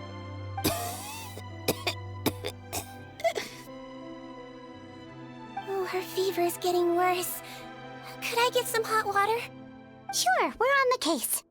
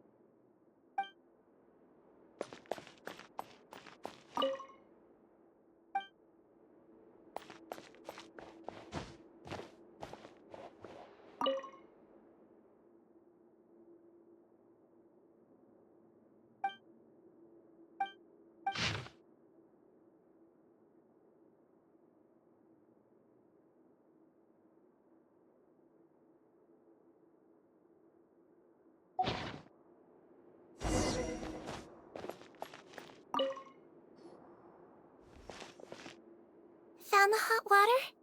Sure did. And look what else we found. Judging by this journal, it seems like Rawat has a private lab. There's a good chance he could be there right now. We gotta go tell Officer Morgan right away. Oh, that's great news. But hold on just a moment. The wet towel is ready. I'm giving you another injection. Are you feeling better now?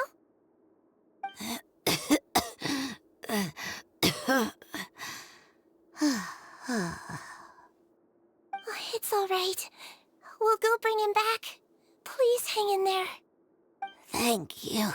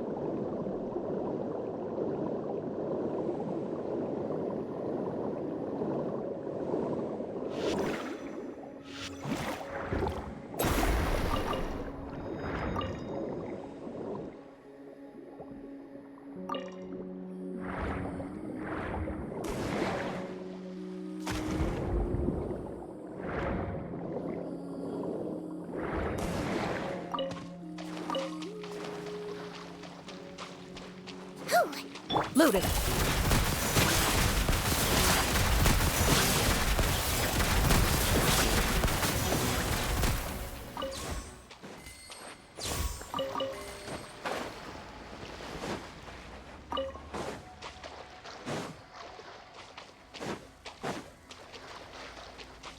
Into the shadows.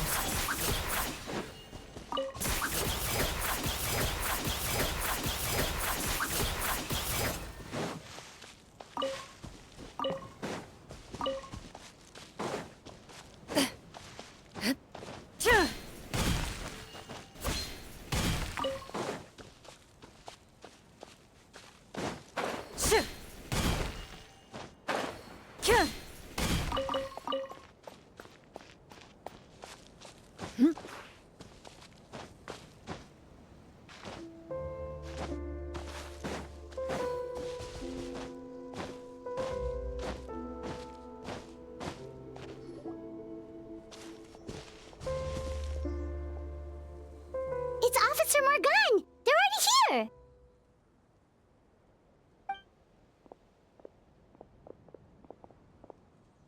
We came as soon as we heard the news. I can't believe we were so careless. The most crucial information of all was hiding right there, in that room. And we missed it. Don't blame yourself. Right now, we need to focus on finding a way in. There's a mechanical door over here! Hopefully the instructions in Rawat's journal will help us open it.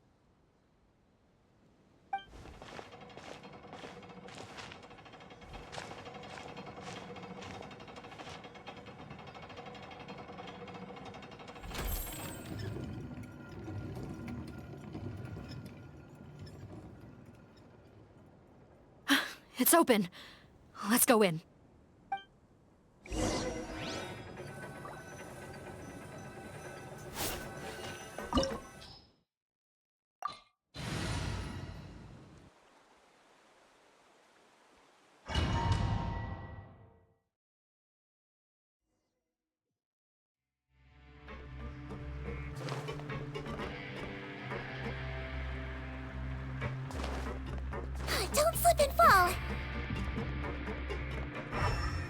How did they get in here? Captain, up ahead! Those look like our fugitives! So they found this place too? Don't let any of them escape!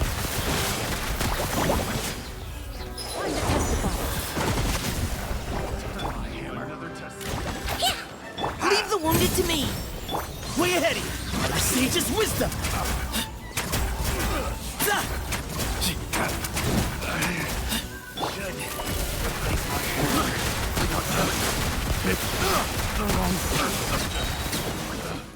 Picked the wrong test subject.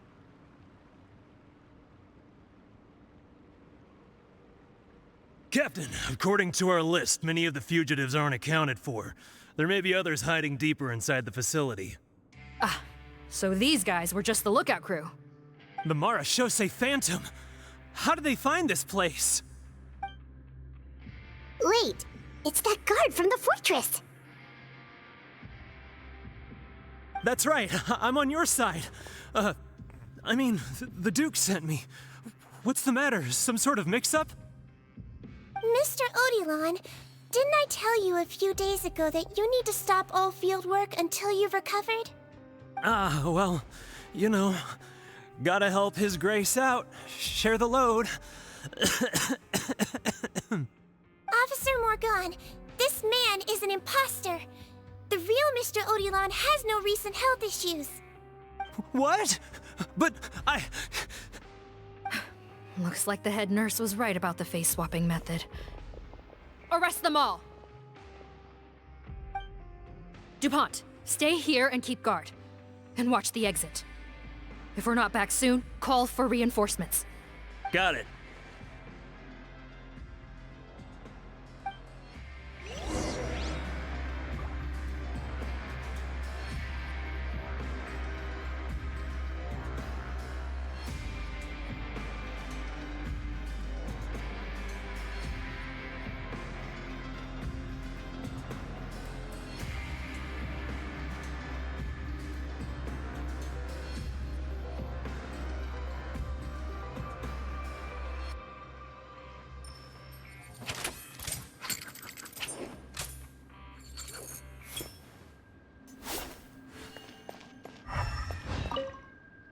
Don't worry, I got this covered.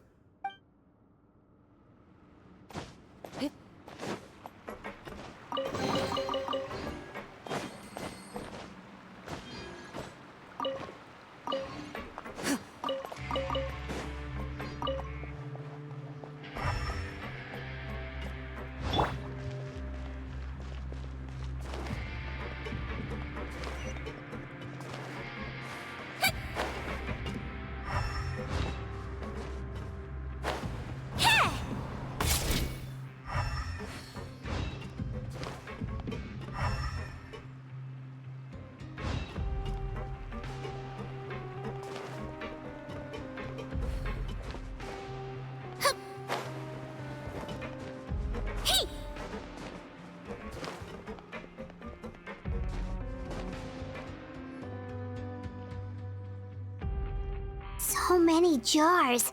Was this some sort of production facility?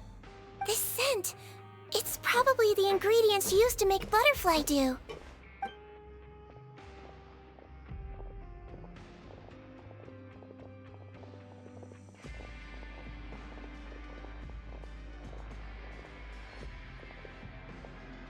How come they're all empty? Did it sell so well that he ran out of supplies? How strange. Why would Rawat choose to manufacture a popular product like that in such a difficult-to-reach location? Given our suspicion that he may have been coerced into the illegal drug trade, I would have thought that any production facility we find here would be used for illicit purposes. Perhaps butterfly dew is itself an illegal drug. Do you have any evidence for that claim? No, just a guess. We need to find Rawat as soon as possible. He has all the answers we need. Understood. Well, let's not linger here. Let's go. Come on.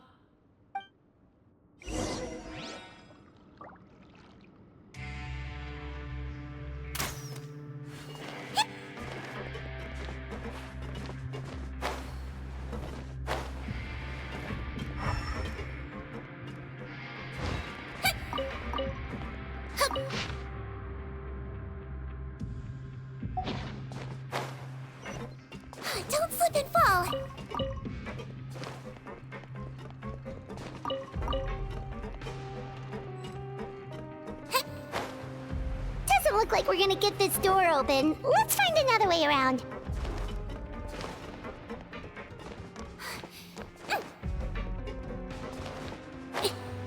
This one's closed too. What's with those carts and tracks? Oh, maybe it's one of those doors that opens when it senses cargo passing through.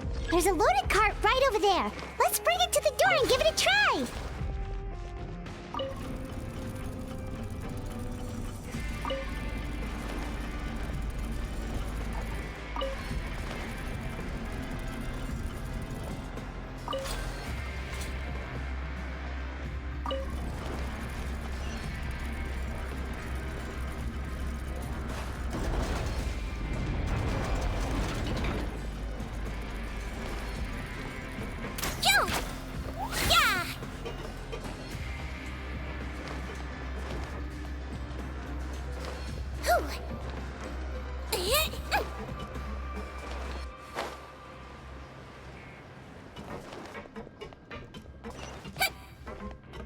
Don't slip and fall!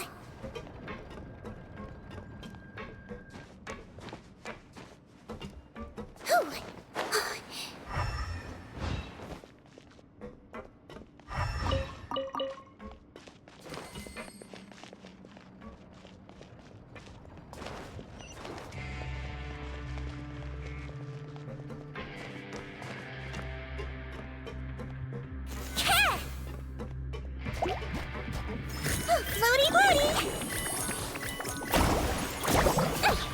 Loaded.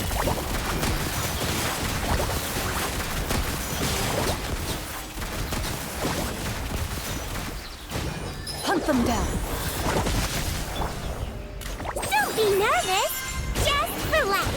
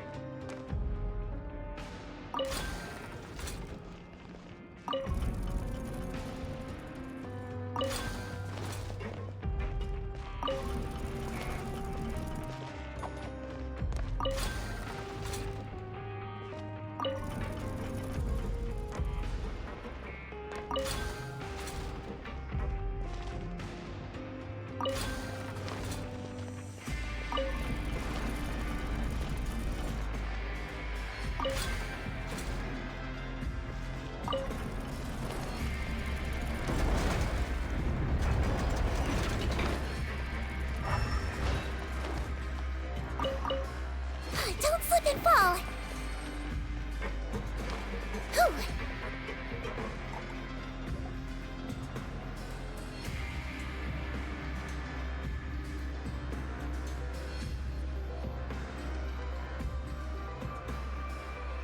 This room's much smaller than the others.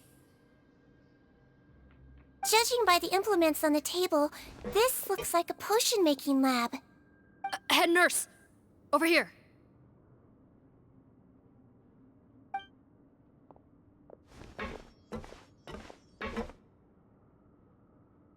Let's see. Huh? Robot's clothes. Why would he change here? Perhaps they stripped him down, left the clothes behind, and disposed of him somewhere else? Yikes, Sigewinne, where did that come from? Oh, what a tragic way to go. Especially with such a bright future ahead of him.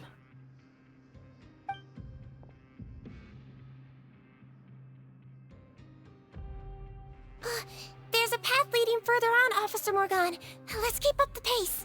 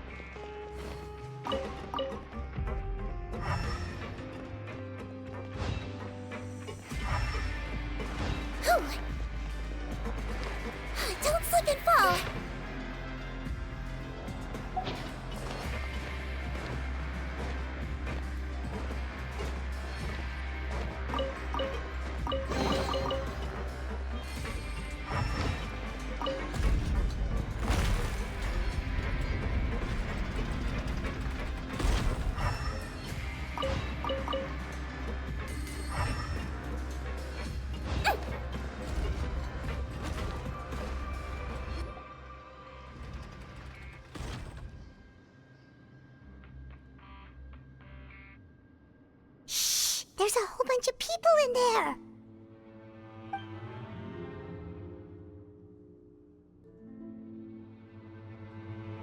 Are you serious? You're telling us that within a day, our faces are going to rot like yours? Fontanian physiology changed dramatically after that great flood, and it's not as compatible with this face-changing solution as before.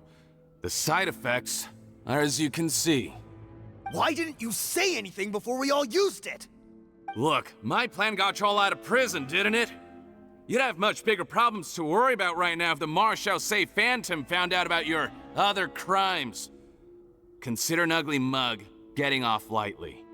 Ugh. You're just lucky we didn't leave you in there after you disappeared on us with no warning. We only let it slide because we're former partners. And now you have the gall to pull a stunt like this? Partners?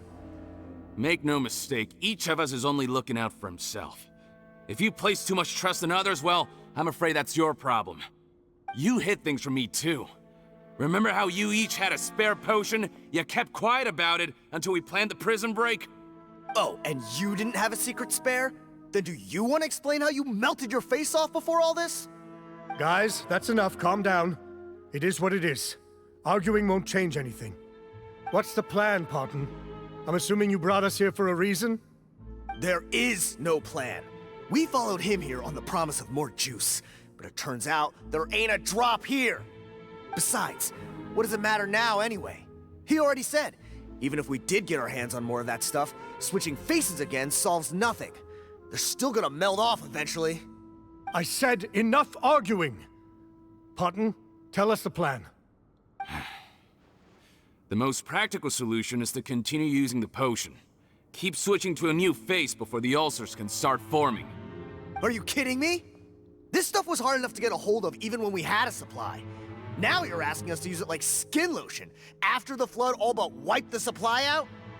Well, there is another option. But you'll have to make a deal with me first. Okay, now we're talking. What's the deal? I have a document I took from that researcher that details how to make a replacement. Just give me one bottle of the undiluted fluid, and I'll get to work. What's the problem? I thought you always kept reserves. Or do you really just have one spare bottle each? What do you think? That we were shipping them into the fortress of Meripede by the basket load? Well then, say hello to never showing your marred faces in public again. Ugh, I've heard enough! Get him! Let's see if that document even exists! Freeze! Marechaussee Phantom! What? Who let them in? Officer Morgan, before anything else, please find out Rawat's status. Rawat? I don't see him. Hand over the hostage now, if you want any chance of avoiding an extension to your sentences. Spare us your condescending attempts to coax us back to our cells. You think we're looking to negotiate? Rawat is dead. Parton? Arrest them all! Don't let anyone get away!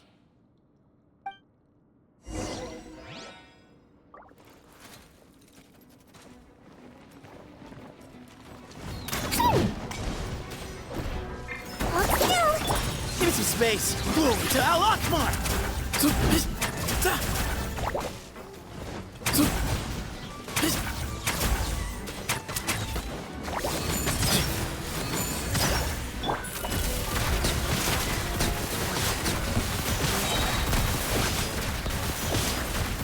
Where evil lurks, shoot on sight!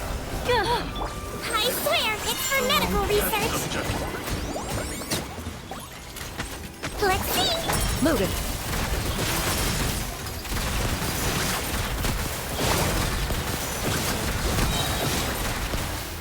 Hunt them down. Way ahead of you!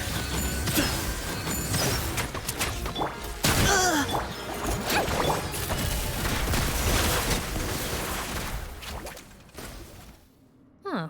Gotta say, I never expected to see the head nurse in combat. Some patients respond better to a more aggressive treatment plan. Did we get everyone? Captain, we finished the head count. Potton's missing. Over there! The door's closing!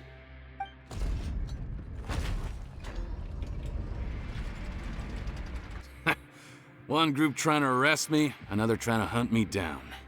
Good. I gotta kill two birds with one stone. How did he get up there? There must be a secret passage somewhere. Find it! Don't waste your energy. I already sealed it off. How naive. We have more people outside. If we're not back out by the agreed time, they'll come to our rescue. Well then, you'd better hope they get here in time.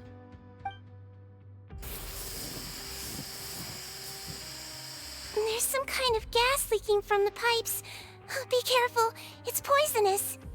This is our distribution center, where we store the product derived from our source solution. We had to use special fire prevention methods to prevent contamination.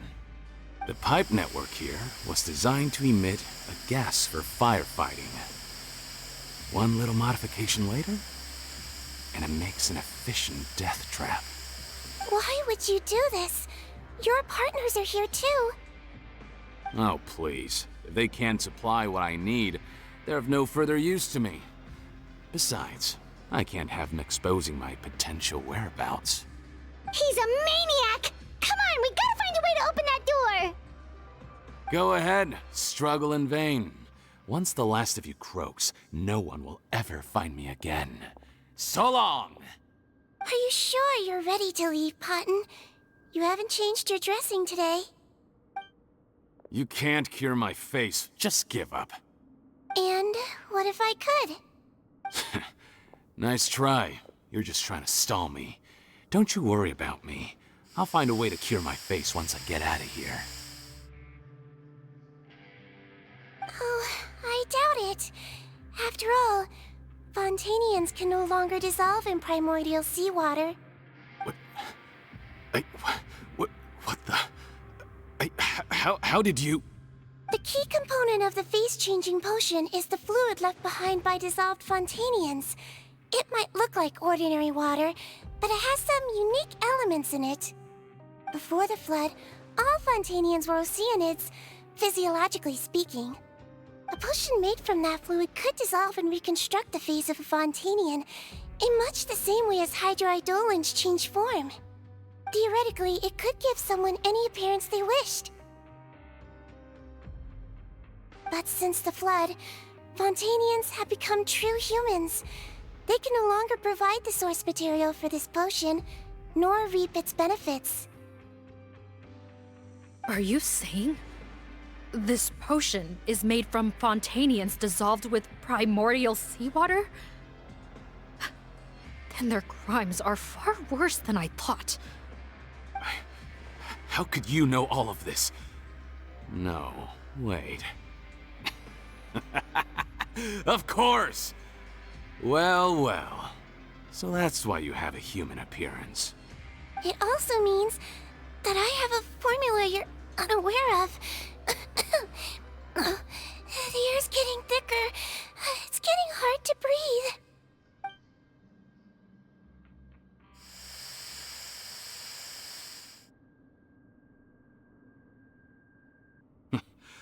I might get to make a deal today after all. All right, keep talking. How do you intend to give me the formula? Oh, it's not a formula, but a finished product. I have a bottle of it right here. What?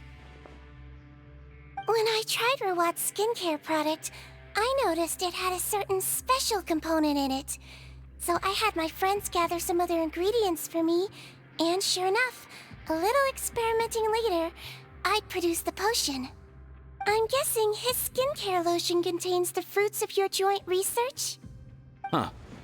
Impressive guesswork. Yeah, we were a supplier for some of the raw ingredients. But it only contains a tiny amount of the active ingredient. The effect is minuscule compared to the undiluted fluid. Well, I found a way to reverse the dilution process, giving the skincare lotion a similar effect to the fluid it is derived from. That's impossible. If I tell you some of the ingredients, I think you can figure it out.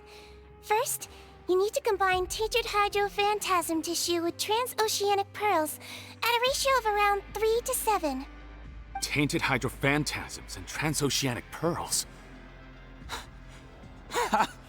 I see. Can't believe I never thought of that. So, can we make a deal? Sounds good to me. There's a delivery pipeline beneath this window. Drop the potion in, and I'll release you all. Nope, not trusting you that easily. You're like those naughty kids who try to hide their illness. Open the sluice gate first, then I'll hand you the potion. Even if you're not bluffing, your potion won't cure my face permanently. You really think you have any leverage here? I'm not closing the valve this time. Clock's ticking. Fine, then I'll just stand here with the potion in my hand. And when I faint from the poison, I'll drop it and it'll be destroyed. No.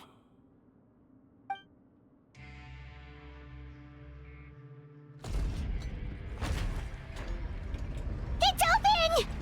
Disable that sluice gate! Jam it! Don't let it close again! That's more like it. In that case, a promise is a promise. Head nurse, there's too much poison gas in here. We have to leave, now!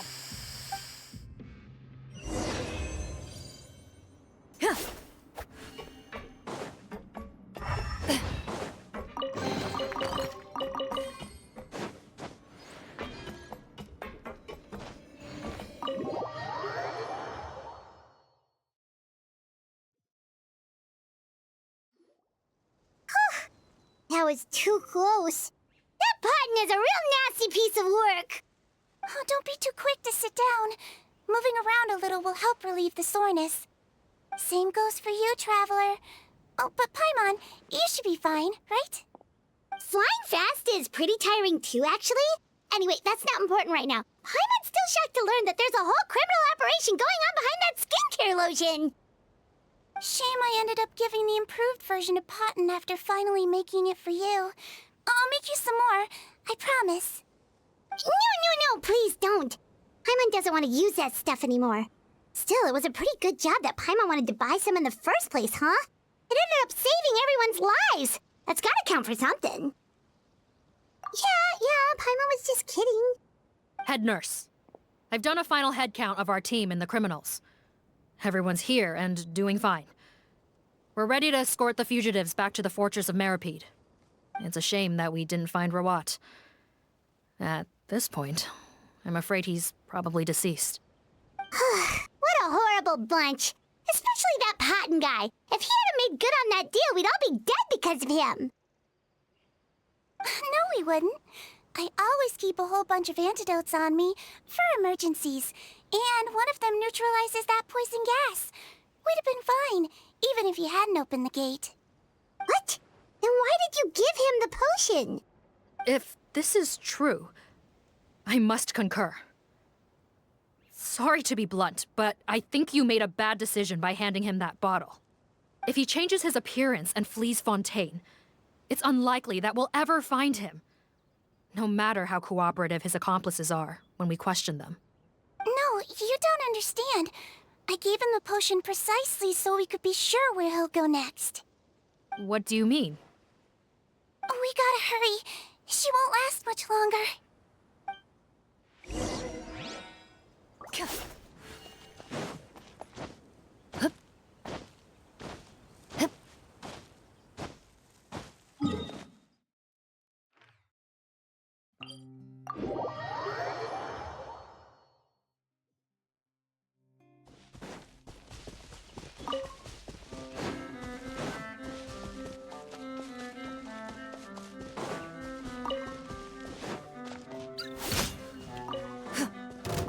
Ready.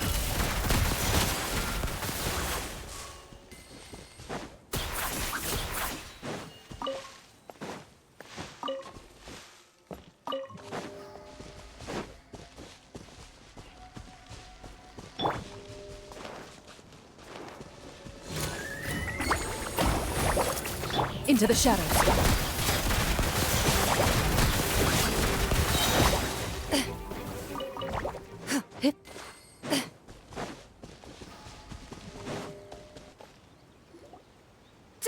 muscle. I might be short, but I pack a mean punch.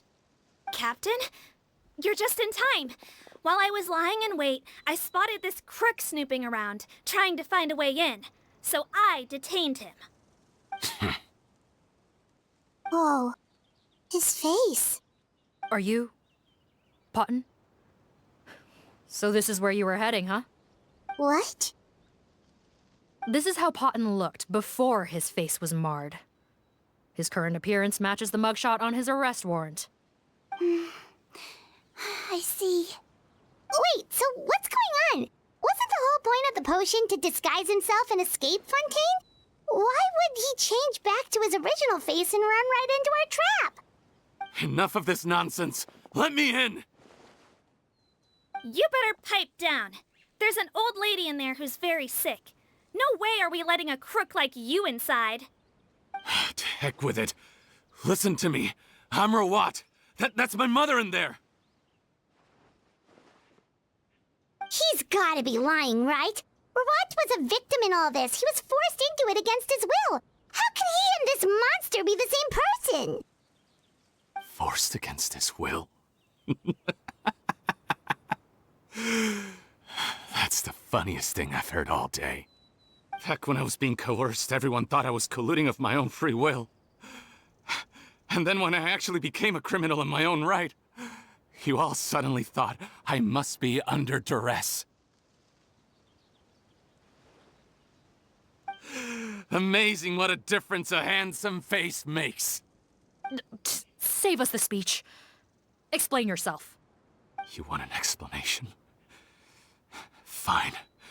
I'll tell it how it is. When I was just Potton, the whole world treated me with contempt. Ew. What do you want? Get away from me. Women despise me. Collaborate? You don't look like much of a researcher to me. My peers scorned me. Mr. Potton, was it? I'm most interested in your research. Consider my offer carefully. I doubt you'll find other investment opportunities.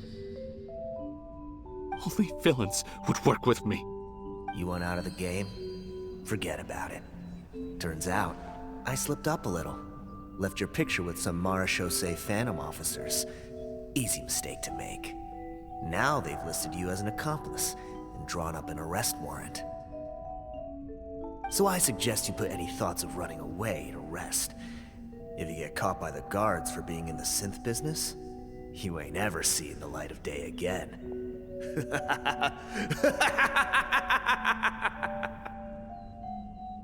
There was no way out for me. Until I could stop being Potton. Mr. Rawat, I have something I'd like to tell you. I became popular with women. This new potion you developed is fascinating. Genius, in fact. Would you consider working with me?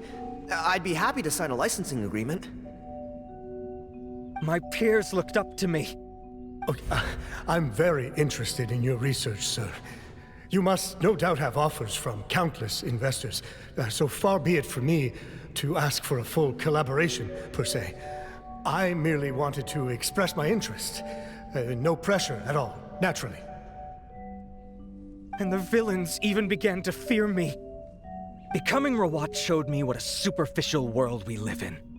But I did not hold a grudge. After all, this superficiality could be made to work in my favor. Or so I thought. But alas, the world seemed bent on finding a reason to make me despise it. Mother, I'm back. How are you doing? Who are you? I bought the best medicine Mora could buy, but nothing would cure her illness. In the end, I hoped she'd at least be able to see her son one last time before she passed, but when everyone else rejected me, the only person who cared about me was my mother. Then, when I became a rising star in the Fontaine Research Institute, I was unrecognizable to her. I have to let her see me again. Even if it means donning my own wretched, ugly face. Well, is that enough explaining for you? Now do you understand? Let me inside already! Have you ever considered if you'll even be able to look your mother in the eyes after what you've done? You found a way to completely change your identity. You could easily have escaped from them. But no, you chose to keep working with them. Why would I want to give up on such a lucrative business? The profits were dozens of times that of the synth business, and it was all above board.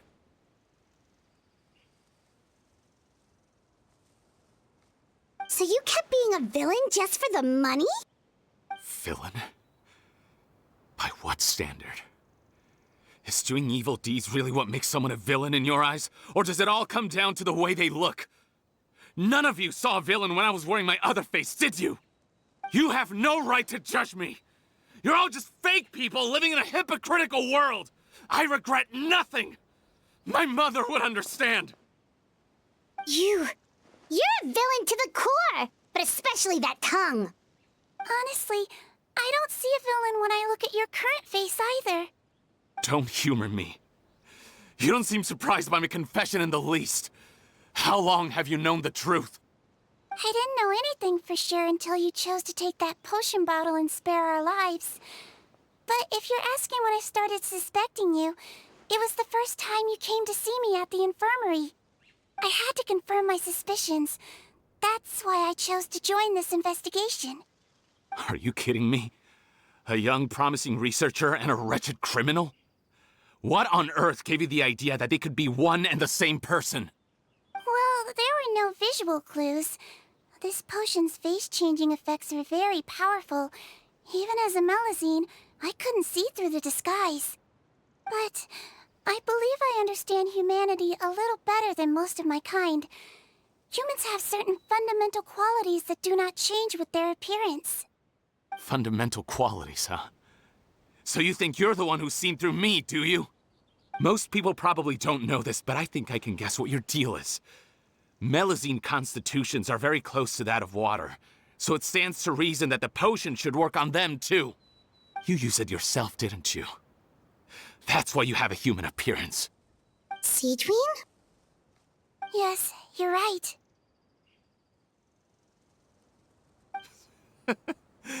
I'll bet it was back in the days when Melusines were discriminated against because of their appearance. It was either carry on living in the gutters as part of an alien race cast out by humanity, or become the head nurse of the fortress of Meripede, revered by all. Not a hard choice to make. It's a no-brainer. So you see, you and I were the same. And I'm the one who saw through you! That's not important right now. You came here to see your mother, didn't you? Well, I can grant you your wish. Huh? Head nurse, I'm not sure that's a good idea in his current state. Don't worry. Back in the warehouse when I traded the potion for our lives, I was doing it to test him. He was willing to risk sacrificing his only chance of escaping capture by opening the gate in exchange for the potion. Also, he could see his mother again. If nothing else, his concern for his mother is genuine. I see. So before you arrest him, please allow him to see his mother one last time. The Traveler and I will accompany him. You have nothing to worry about. All right. I understand.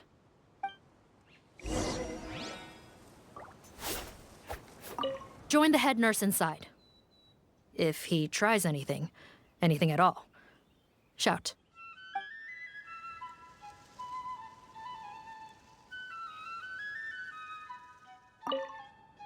I don't trust this.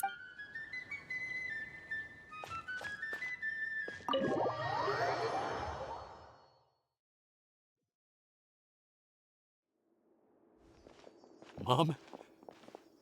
It's me, Potton, your son.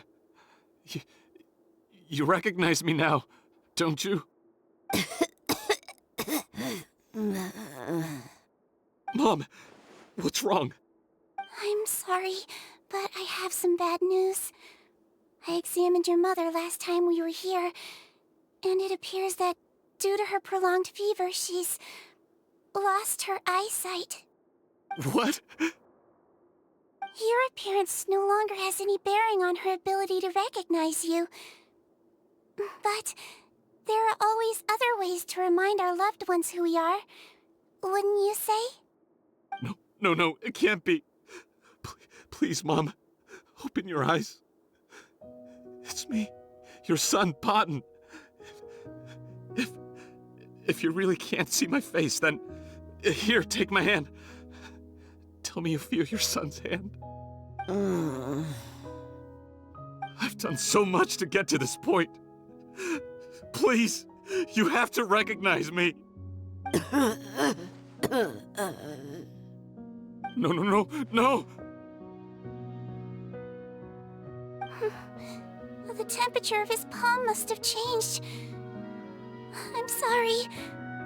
It seems I couldn't bring him back to you after all.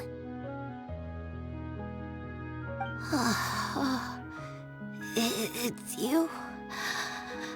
Thank you.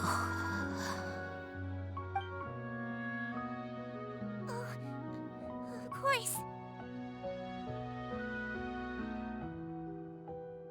Mom, why will you answer her and not me?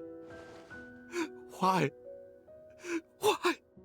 No more questions, Potton. She's gone. Mom?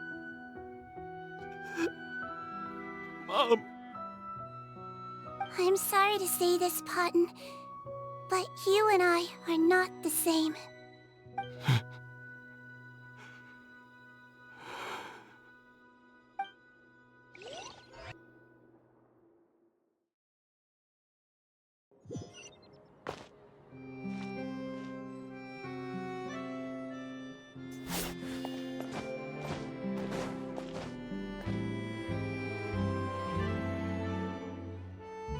The wait is over, everyone! The sale of our new skincare product, Romaritime Essence, will now begin. Another skincare promotion!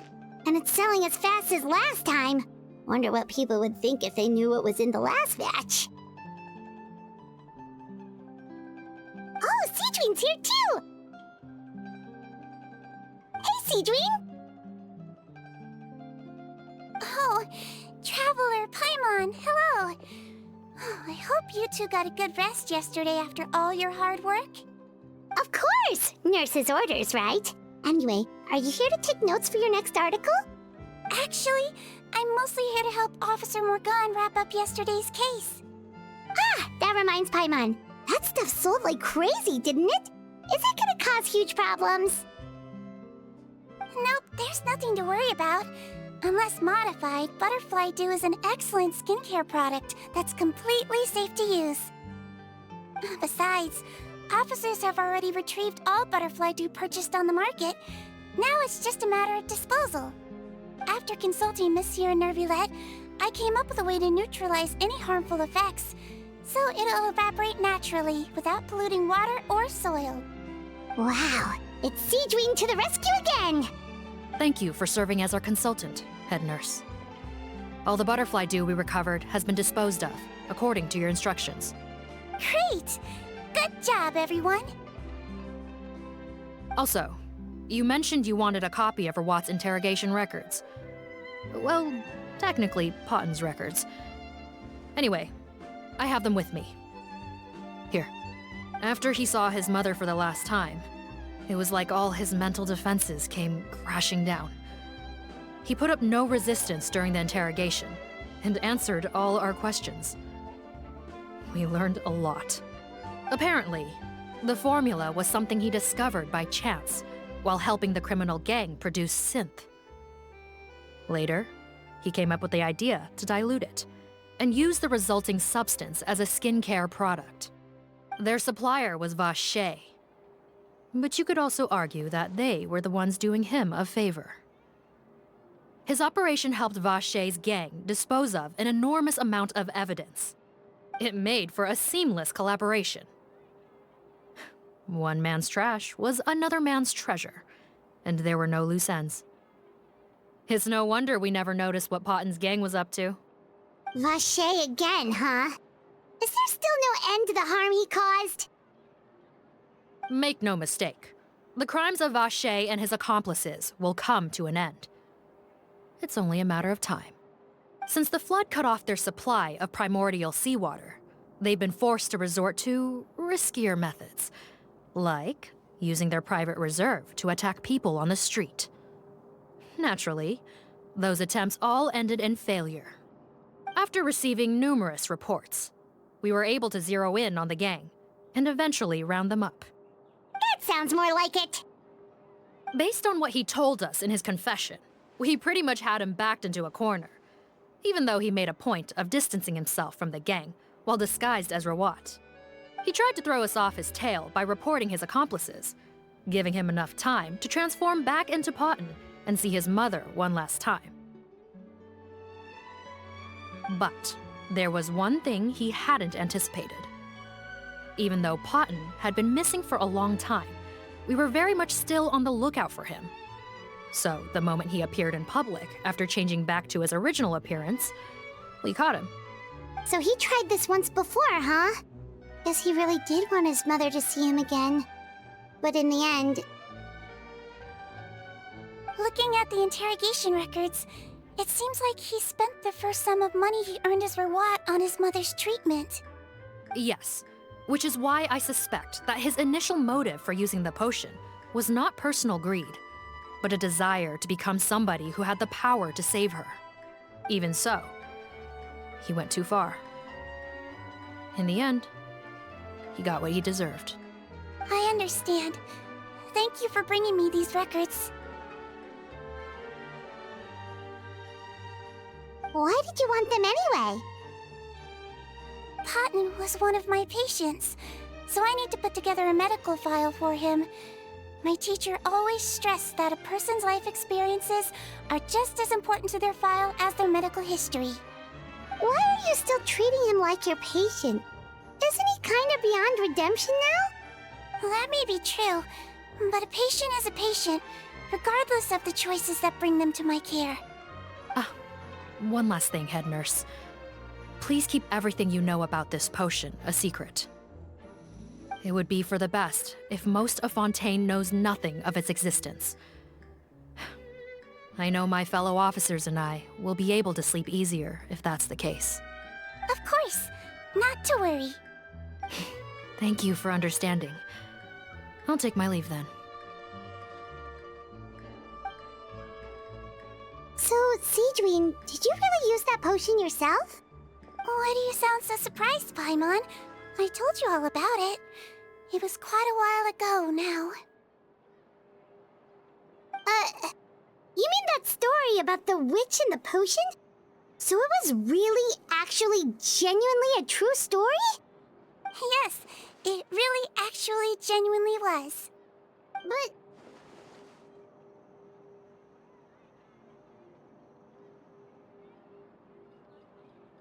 I know. There are some secrets I can't tell anyone about. But considering everything we've been through together, I know I can trust you with them. Before I tell you, though, could you follow me somewhere? I want to pay my respects to an old friend. Of course!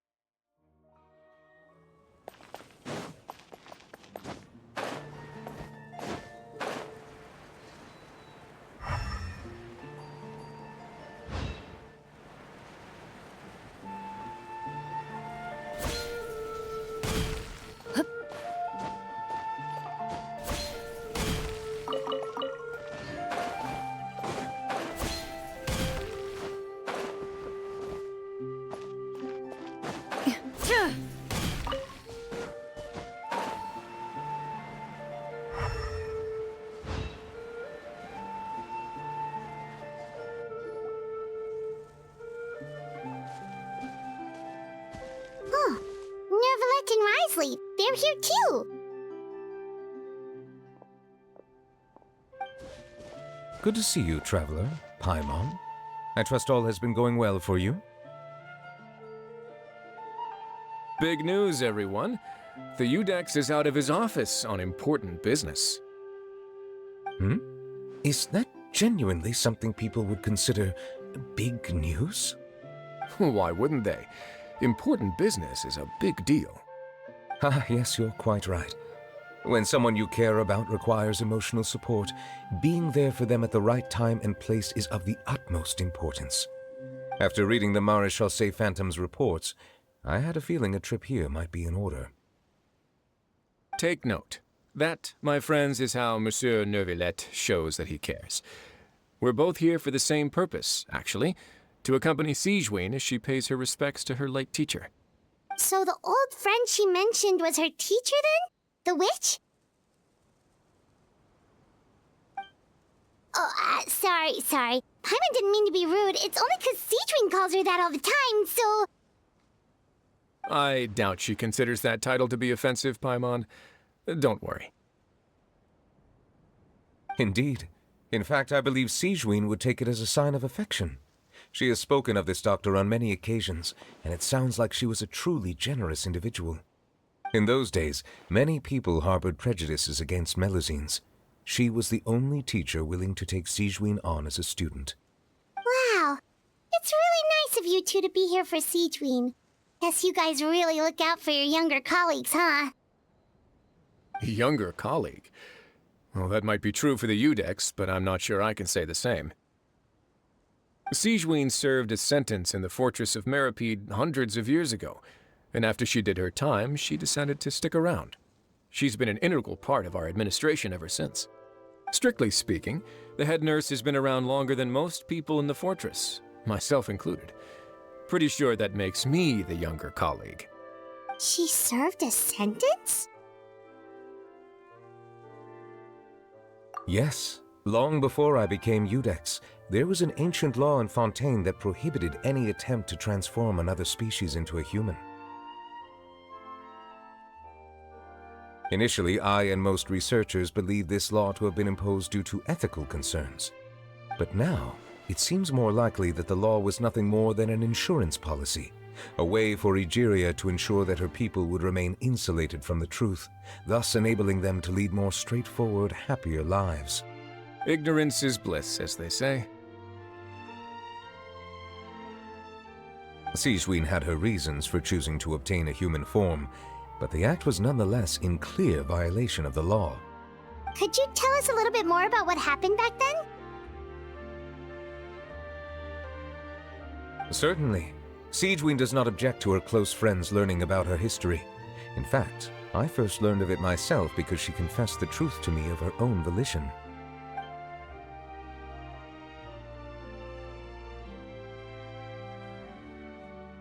Even with their daughter so ill, they kicked you out? Stubborn as always. And prejudice isn't a disease I can cure either.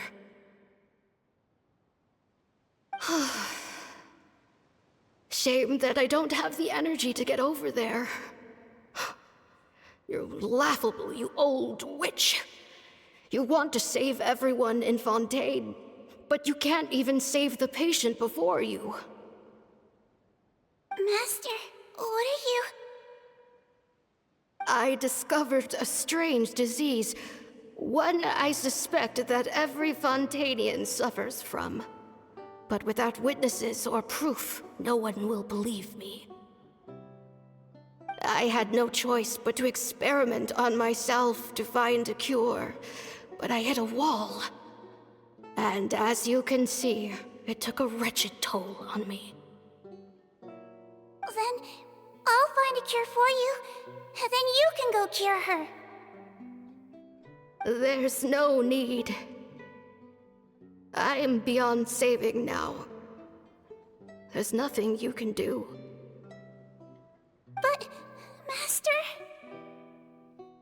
As I said before, a doctor's duty is to treat whatever ailments they can. I know,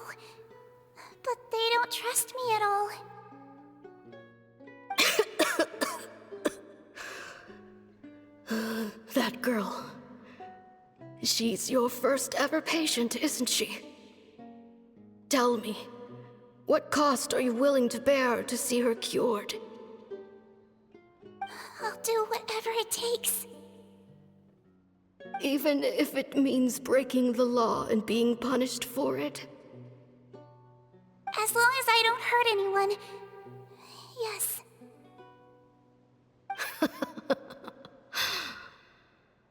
Spoken like a true student of mine.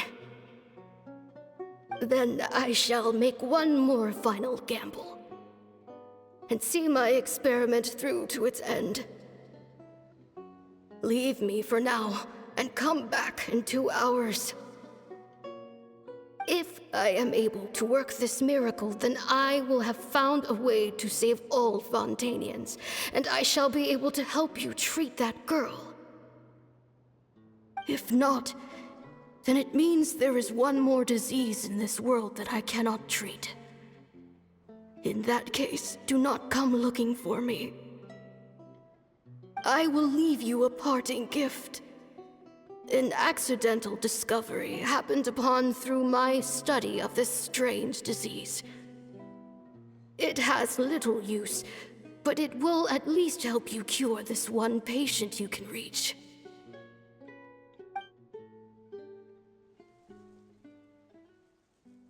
When Sigewinne returned, the miracle had not occurred. She found a potion bottle and a note on the table. After using the potion as instructed, she gained her current form, breaking Fontaine's law in the process. And after I had confirmed the veracity of the events, I gave my verdict. So that's what happened.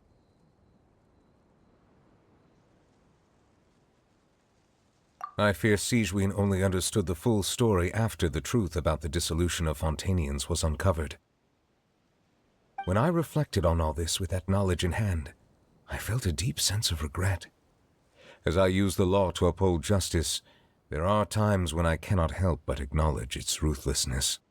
After the final details of the events surrounding Sigewinne's transformation came to light, I checked several sources and, thankfully, the legal code does not require Sigewinne to shoulder any additional punishment.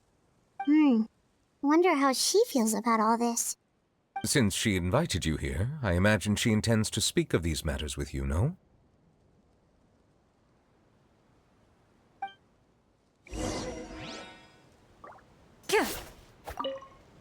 On behalf of the Maréchaussée Phantom, I would like to once again thank the Fortress of Meripede for your assistance in the response to yesterday's prison break. Our head nurse and the Traveler in Paimon did most of the heavy lifting, I would say. Sigewinne seems to be in good spirits. I trust work hasn't been too hard on her lately? Well, she might be the only permanent medical staff in the fortress, but there's plenty of people with medical knowledge willing to help her out. I am most relieved to hear it. The way you're asking after her well-being makes you sound like a concerned parent. Well, I won't lie. I've always seen myself that way. Showing your age a bit there, don't you think? Indeed. Actually, I often forget just how much older I am than you. Well, while we're on the topic, what did you do before getting this job anyway? Spend all day swimming in the sea from east to west and then north to south? Yes, and from the surface to the ocean floor on occasion. Wow. Impressive. Apologies, that was merely an attempt at humor. You can disregard what I said. That's impossible, I'm afraid. My imagination's already running wild.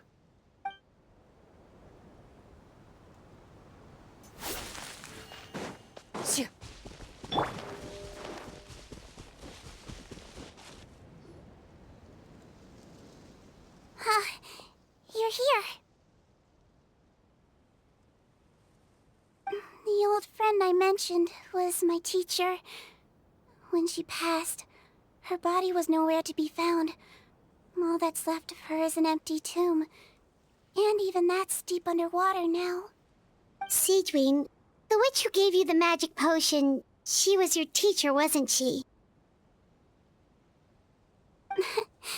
Sounds like Monsieur Neuvillette filled you in. After learning the truth, It must have been hard to process, huh?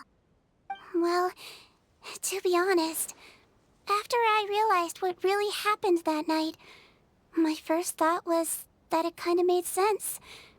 It seemed exactly like the sort of thing she would do. But she was planning to sacrifice herself and never told you. That's just who she was. If lying is what it took to get a kid to take their medicine, then that's what she'd do. All right, but why did you turn yourself in? I broke the law, simple as that. My teacher made her choice, and I made mine. True.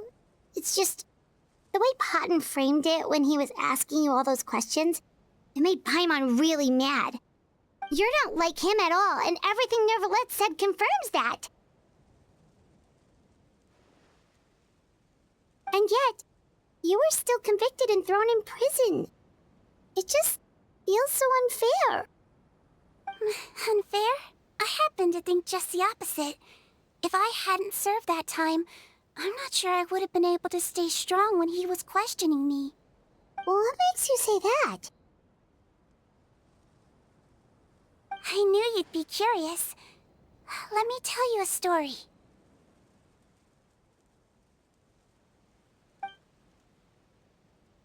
The verdict came down. This Melusine is guilty. The Iudex defended the authority of Fontaine law, but he did not confiscate the Melusine's medical kit. And so, the Fortress of Meripede gained a new little doctor. She still wore her hood and raincoat, even though it never rained in the fortress. Perhaps thanks to her human appearance, no one refused her treatment. She treated more and more patients, and her sentence grew ever shorter. Finally, the people of the fortress could not live without her, and though her sentence ended, she did not leave them either. Then one day, she received an invitation from the outside world. The location seemed familiar, and when she arrived, an old lady was waiting for her. She saw right through the Melusine's disguise, but didn't reveal it. Instead, she asked a question. Tell me, why do you think you gained the respect of so many people, despite being a Melusine? Because I look like a human? It's been 50 years, Sigewinne, and you haven't aged a day. I think everyone knows you are not human. I finally found you, after all these years. I still remember, you know. It was you who saved me that night. But how? I was no longer a Melusine by then. Does it really matter if you're human or Melusine? I remember the warmth of your palm. It's quite unmistakable. And you know what? It hasn't changed one bit. You don't have to hide anymore, Sigewinne. These days, everyone wants to make friends with Melusines. And I think that it's all because of you. I'm sorry I couldn't say this until now, but thank you, Dr. Melusine. Now that's an ending Paimon can get behind. After hearing everything Potton said, I wanted to tell him that it didn't matter who he looked like on the outside. But it was too late. The warmth in his palm had already disappeared. I tried to treat him, but the roots of his problem had nothing to do with his face.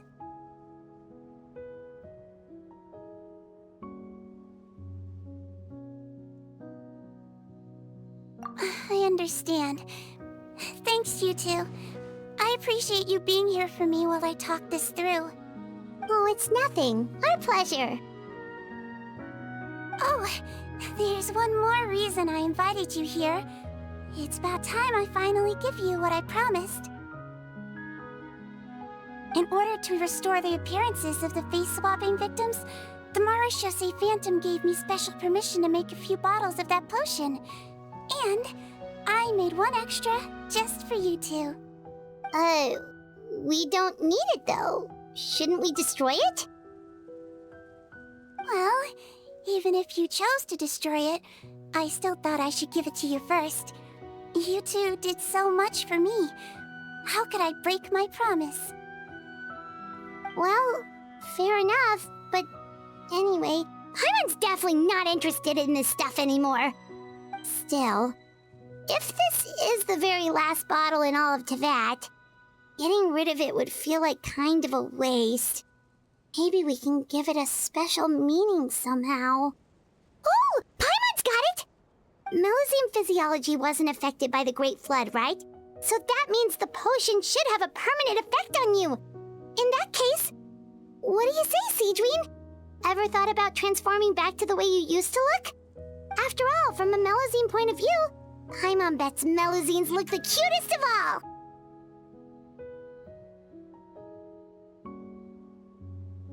Paimon, after everything, do you really think it matters whether I'm Melusine or a human? Well, what was Paimon thinking? You made up your mind a long time ago. Yeah, let's just destroy this thing. Leave it to me.